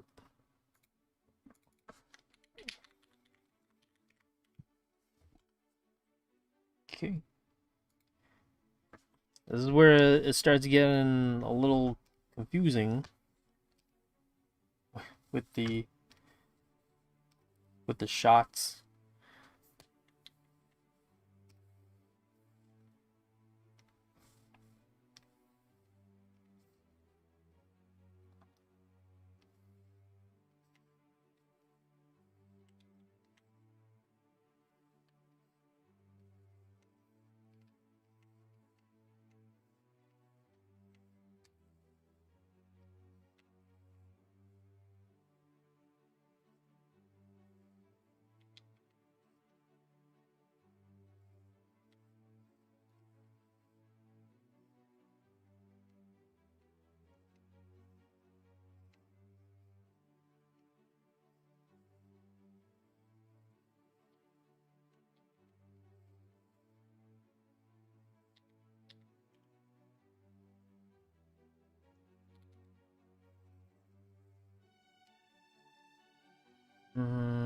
No. Let's see. Ground floor would be like down here. Maybe going up. Okay.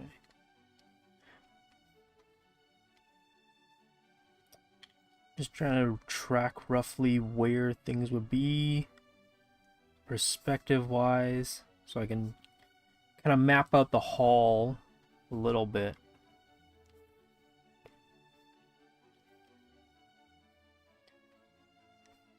You know, I didn't know this until I saw that video that we did with, like, that Iggy did, where it was like, apparently Studio Ghibli fakes perspective. I was like, what? That's, like, what do you mean they fake perspective? But I thought that was kind of neat. It was pretty mind-blowing.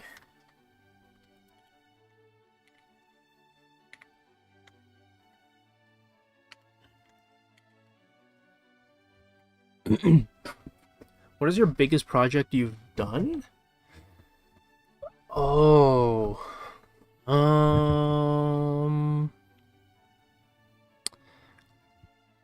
so this is one of those where I did it, or I drew it, but I haven't finished it. It's still a whip, but I spent so much time on the perspective of, like, this crown.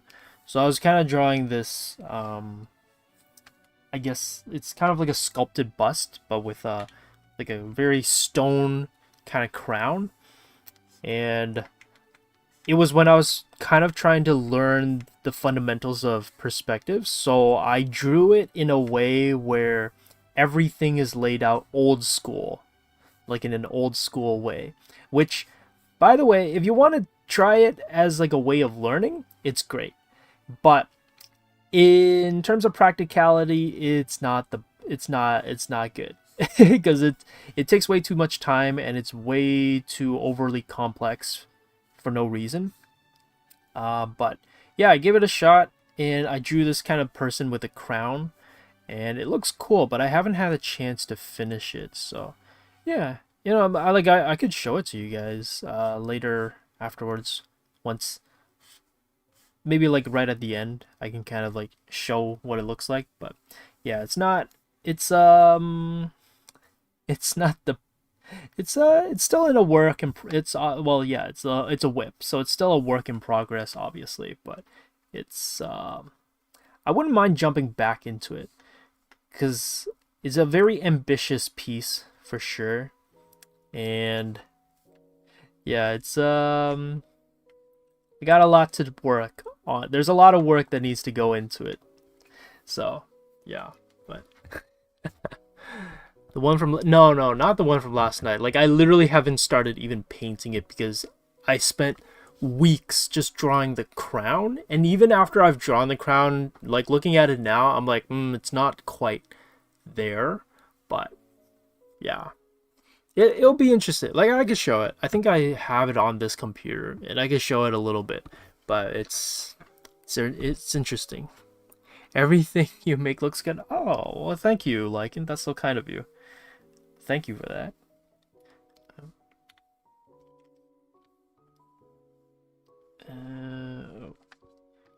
Definitely got this part wrong.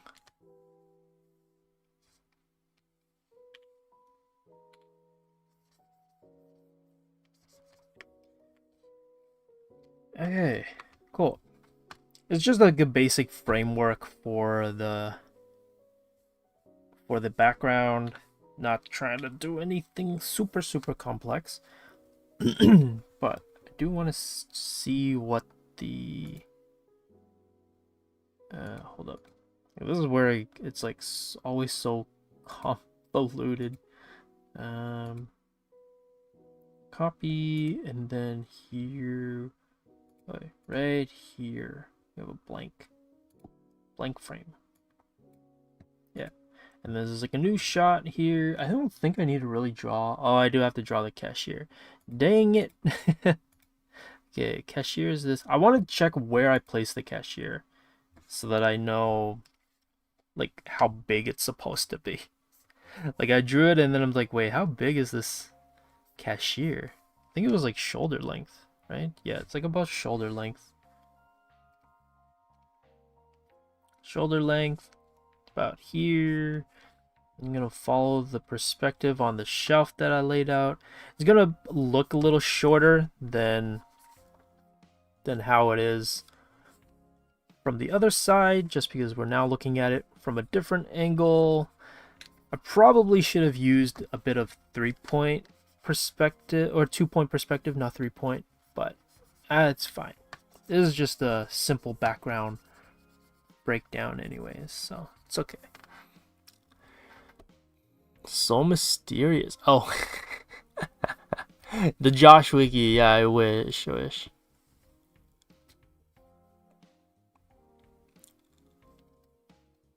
Oh, wait, Kevin, are we sponsored this stream? I thought we weren't. This stream.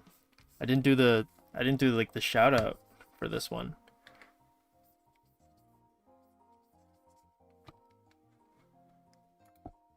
But if we are? Wait. Was that like updated? Oh, like a last minute we're like, oh, okay, yeah, sure. Okay, well that's kind of nice. Wow, look at that. Oh, thank you, XP Pen. Look at that, and a little shout out from them.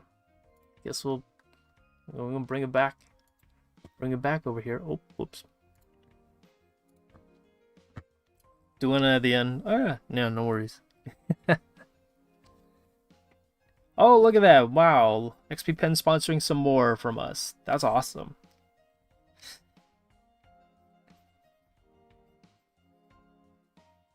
$4.47. Oh my goodness. We got only a few more minutes. I guess in the end, I didn't get a chance to clean up the faces. I put a bit more time on the background, like making sure that we have some background rather than the whatnot, but that's fine. You know what? It's nice that we have a bit of a background so that... Wait, where's the camera? Cashier shot, hall shot. Oh, okay, wait. This is the longer one. Yes. I'm actually going to push this a little bit sooner so it doesn't flicker off. Okay, here we got another shot. Okay. I'm going to make this is cashier shot 2. We're almost there. Cashier shot 2. Make a blank frame. Awesome. We should definitely add more parts. I wouldn't mind. I think that'd be kind of neat. Like finishing, we like come back to this and finish up the sequence a little bit more. I think that'd be kind of nice. Did you get over ambitious again? It's an ongoing issue, isn't it? Of being overly ambitious. Yeah. Let me see. Okay, it's around his like elbow, mid chest, so I think the counter would be around here. And let's see, center, be around there maybe. Yeah, Yeah, let's make this a little bit more three-dimensional. So it has a little bit more depth to the wall that we're doing.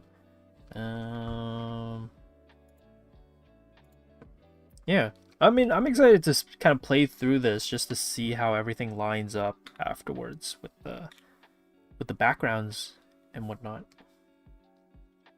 Okay, give it a little bit of a gap. I feel like I didn't make this part deep enough.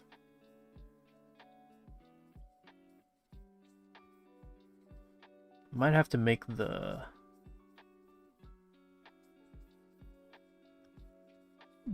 countertop a little wider. Or is it? It's a little bit taller too.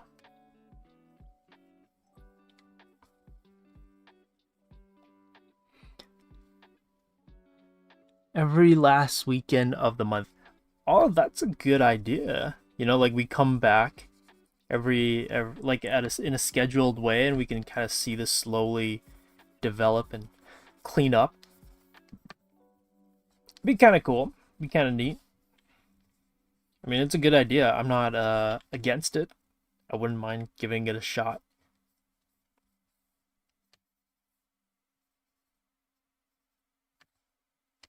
And then old school cashiers are slightly angled. Why do I do this to myself? Giving myself complicated objects to draw. Honestly, Kevin, do you know what this is based off of? I feel like what I'm using aren't real cashiers. I'm using those like Fisher-Price like play sets as like a point of reference. It's what I'm doing, I feel like.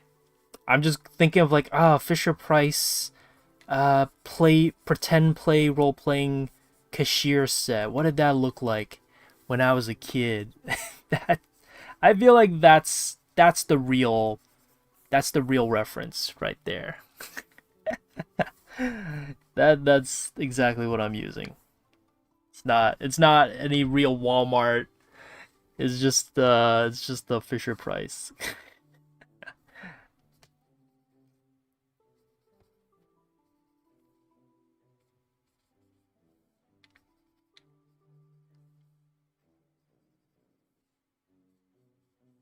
Look at that. Didn't even plan it, but he's peeking behind the cashier number thingy. Okay, he's peeking. Okay. Here. Right. Here. Here. Blank.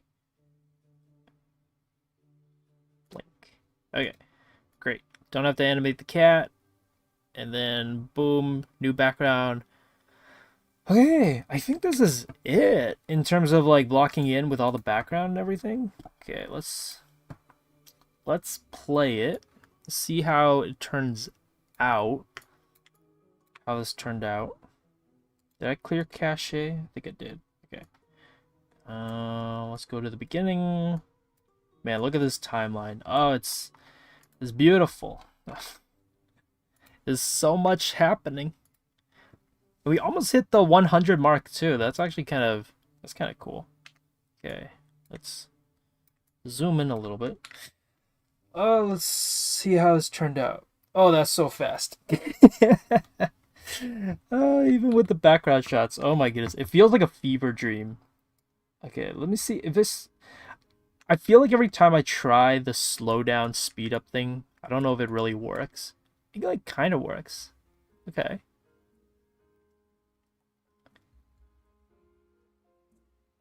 Yeah, I'll speed it up a little bit. Let's speed it up to... Let's go 70. Oh, whoop. Yeah, let's go 70. See how this...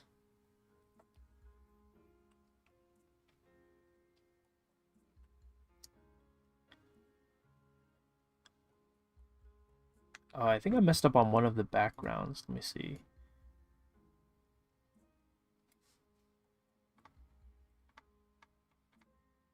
Okay, wait, let me see. Where is that? That's this one.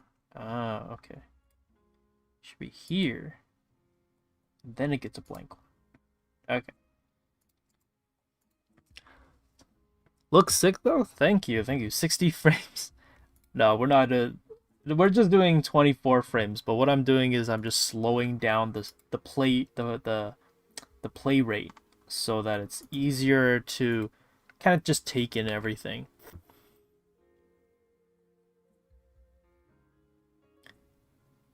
Pachow!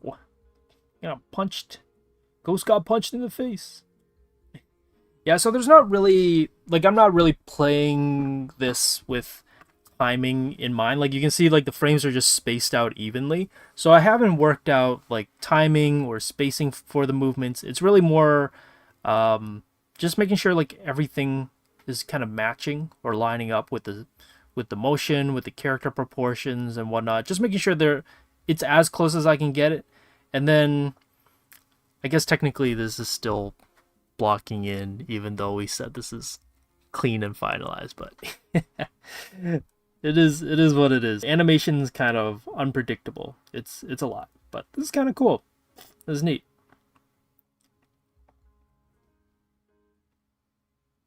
I feel like this would be a comic in like a newspaper. This feels like a comic strip.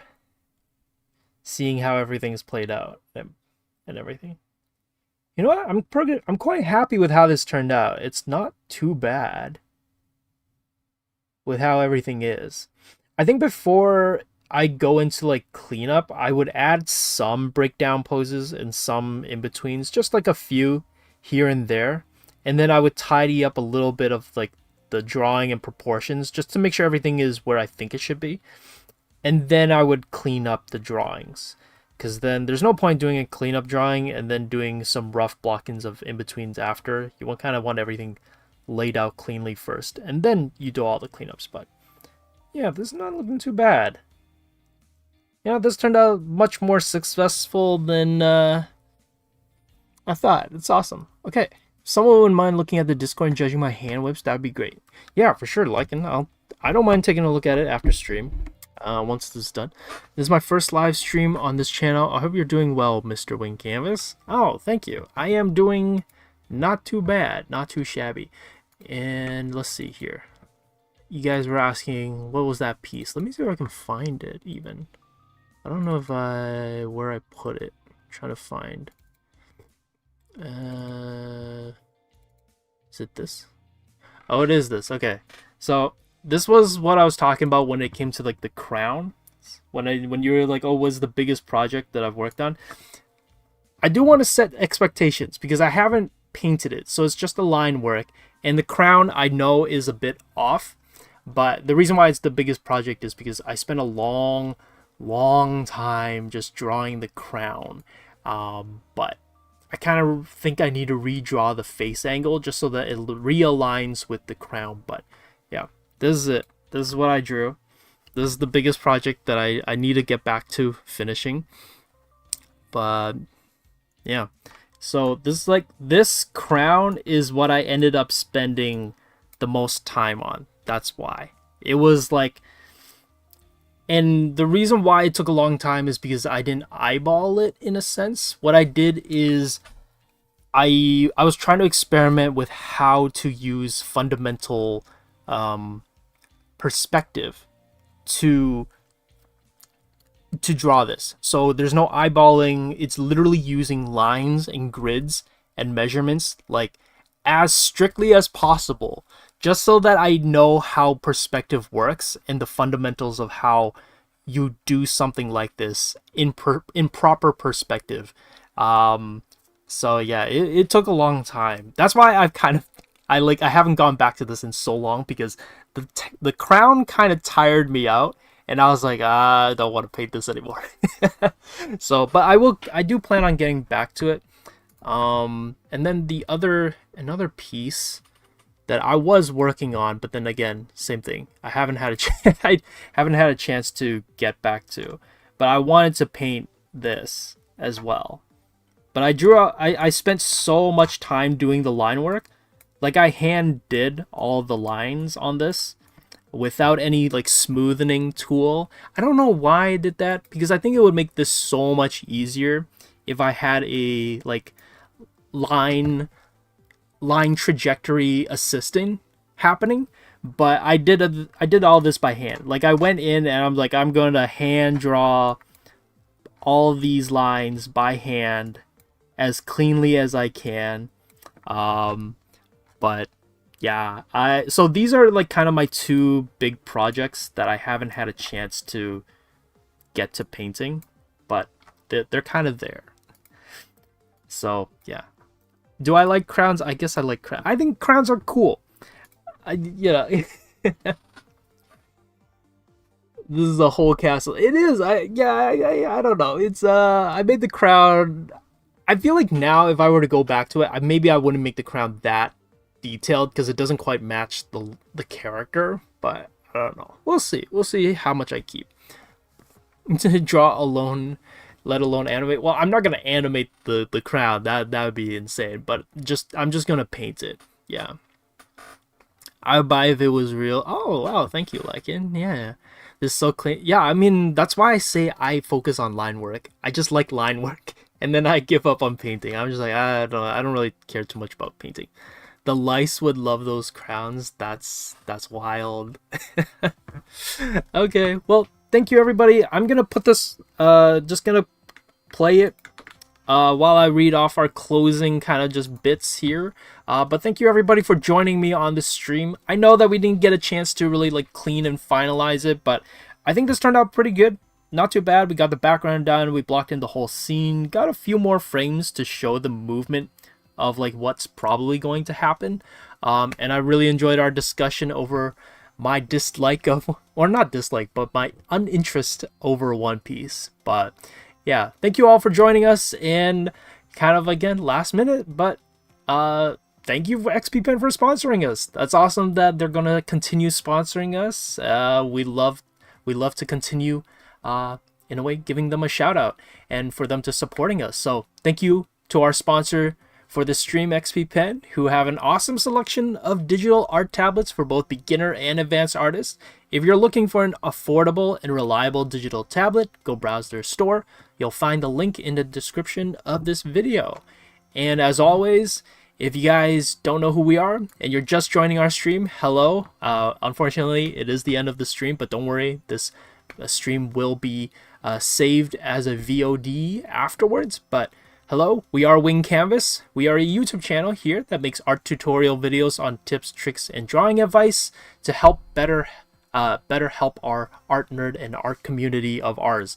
We stream every weekend, Saturday and Sunday, at 3 p.m. Eastern Time, hopefully to provide easily accessible art education to everyone. So that's why we keep it open to all of you. So thank you for supporting us, for watching us. And if you want to see this piece of animation uploaded, be sure to definitely follow our social media. I will be posting it later onto Discord, and then YouTube community, Facebook, Instagram, and I think TikTok as well. So be sure to keep an eye out for those social medias, because that's kind of like the easiest way to see this sequence without it with all this clutter on my screen. And if you don't follow us, be sure to follow us. That's the best way to keep updated on everything that we do here. If you liked our stream, be sure to like and follow and subscribe to us. This is the easiest way to show your support, but also be updated as to what our next streams will be, who's going to be streaming them, and what type of subject matter we will be streaming. So be sure to follow and subscribe to us if you want all the updates and whatnot. Yeah. And again, we'd like to thank our supporters on Patreon and YouTube, our YouTube members. You guys help make all of this happen. And if you guys do want to support us further, you will get extra perks, things like members only chat and critique. You'll get art files. You'll get some of the working or behind the scenes footage of how we make our videos. You get monthly live recordings, and some of our tiers even offer a credit so that you get to attend one of our live classes. So if any of those sound interesting to you, be sure to sign up and support us on Patreon if you want to continue your art education. And yeah, so that's kind of it. Thank you everybody for joining us on our stream. You guys have been really great supporting us and supporting me as I'm working through this animation stream. So yeah, hope you guys have had a fun time. I'll leave this on running, but hope you all have a good weekend and stay cool out there for those who are experiencing hot weather. But yeah, hope you all have a good weekend and a good rest of the week for the one that's coming up. Bye.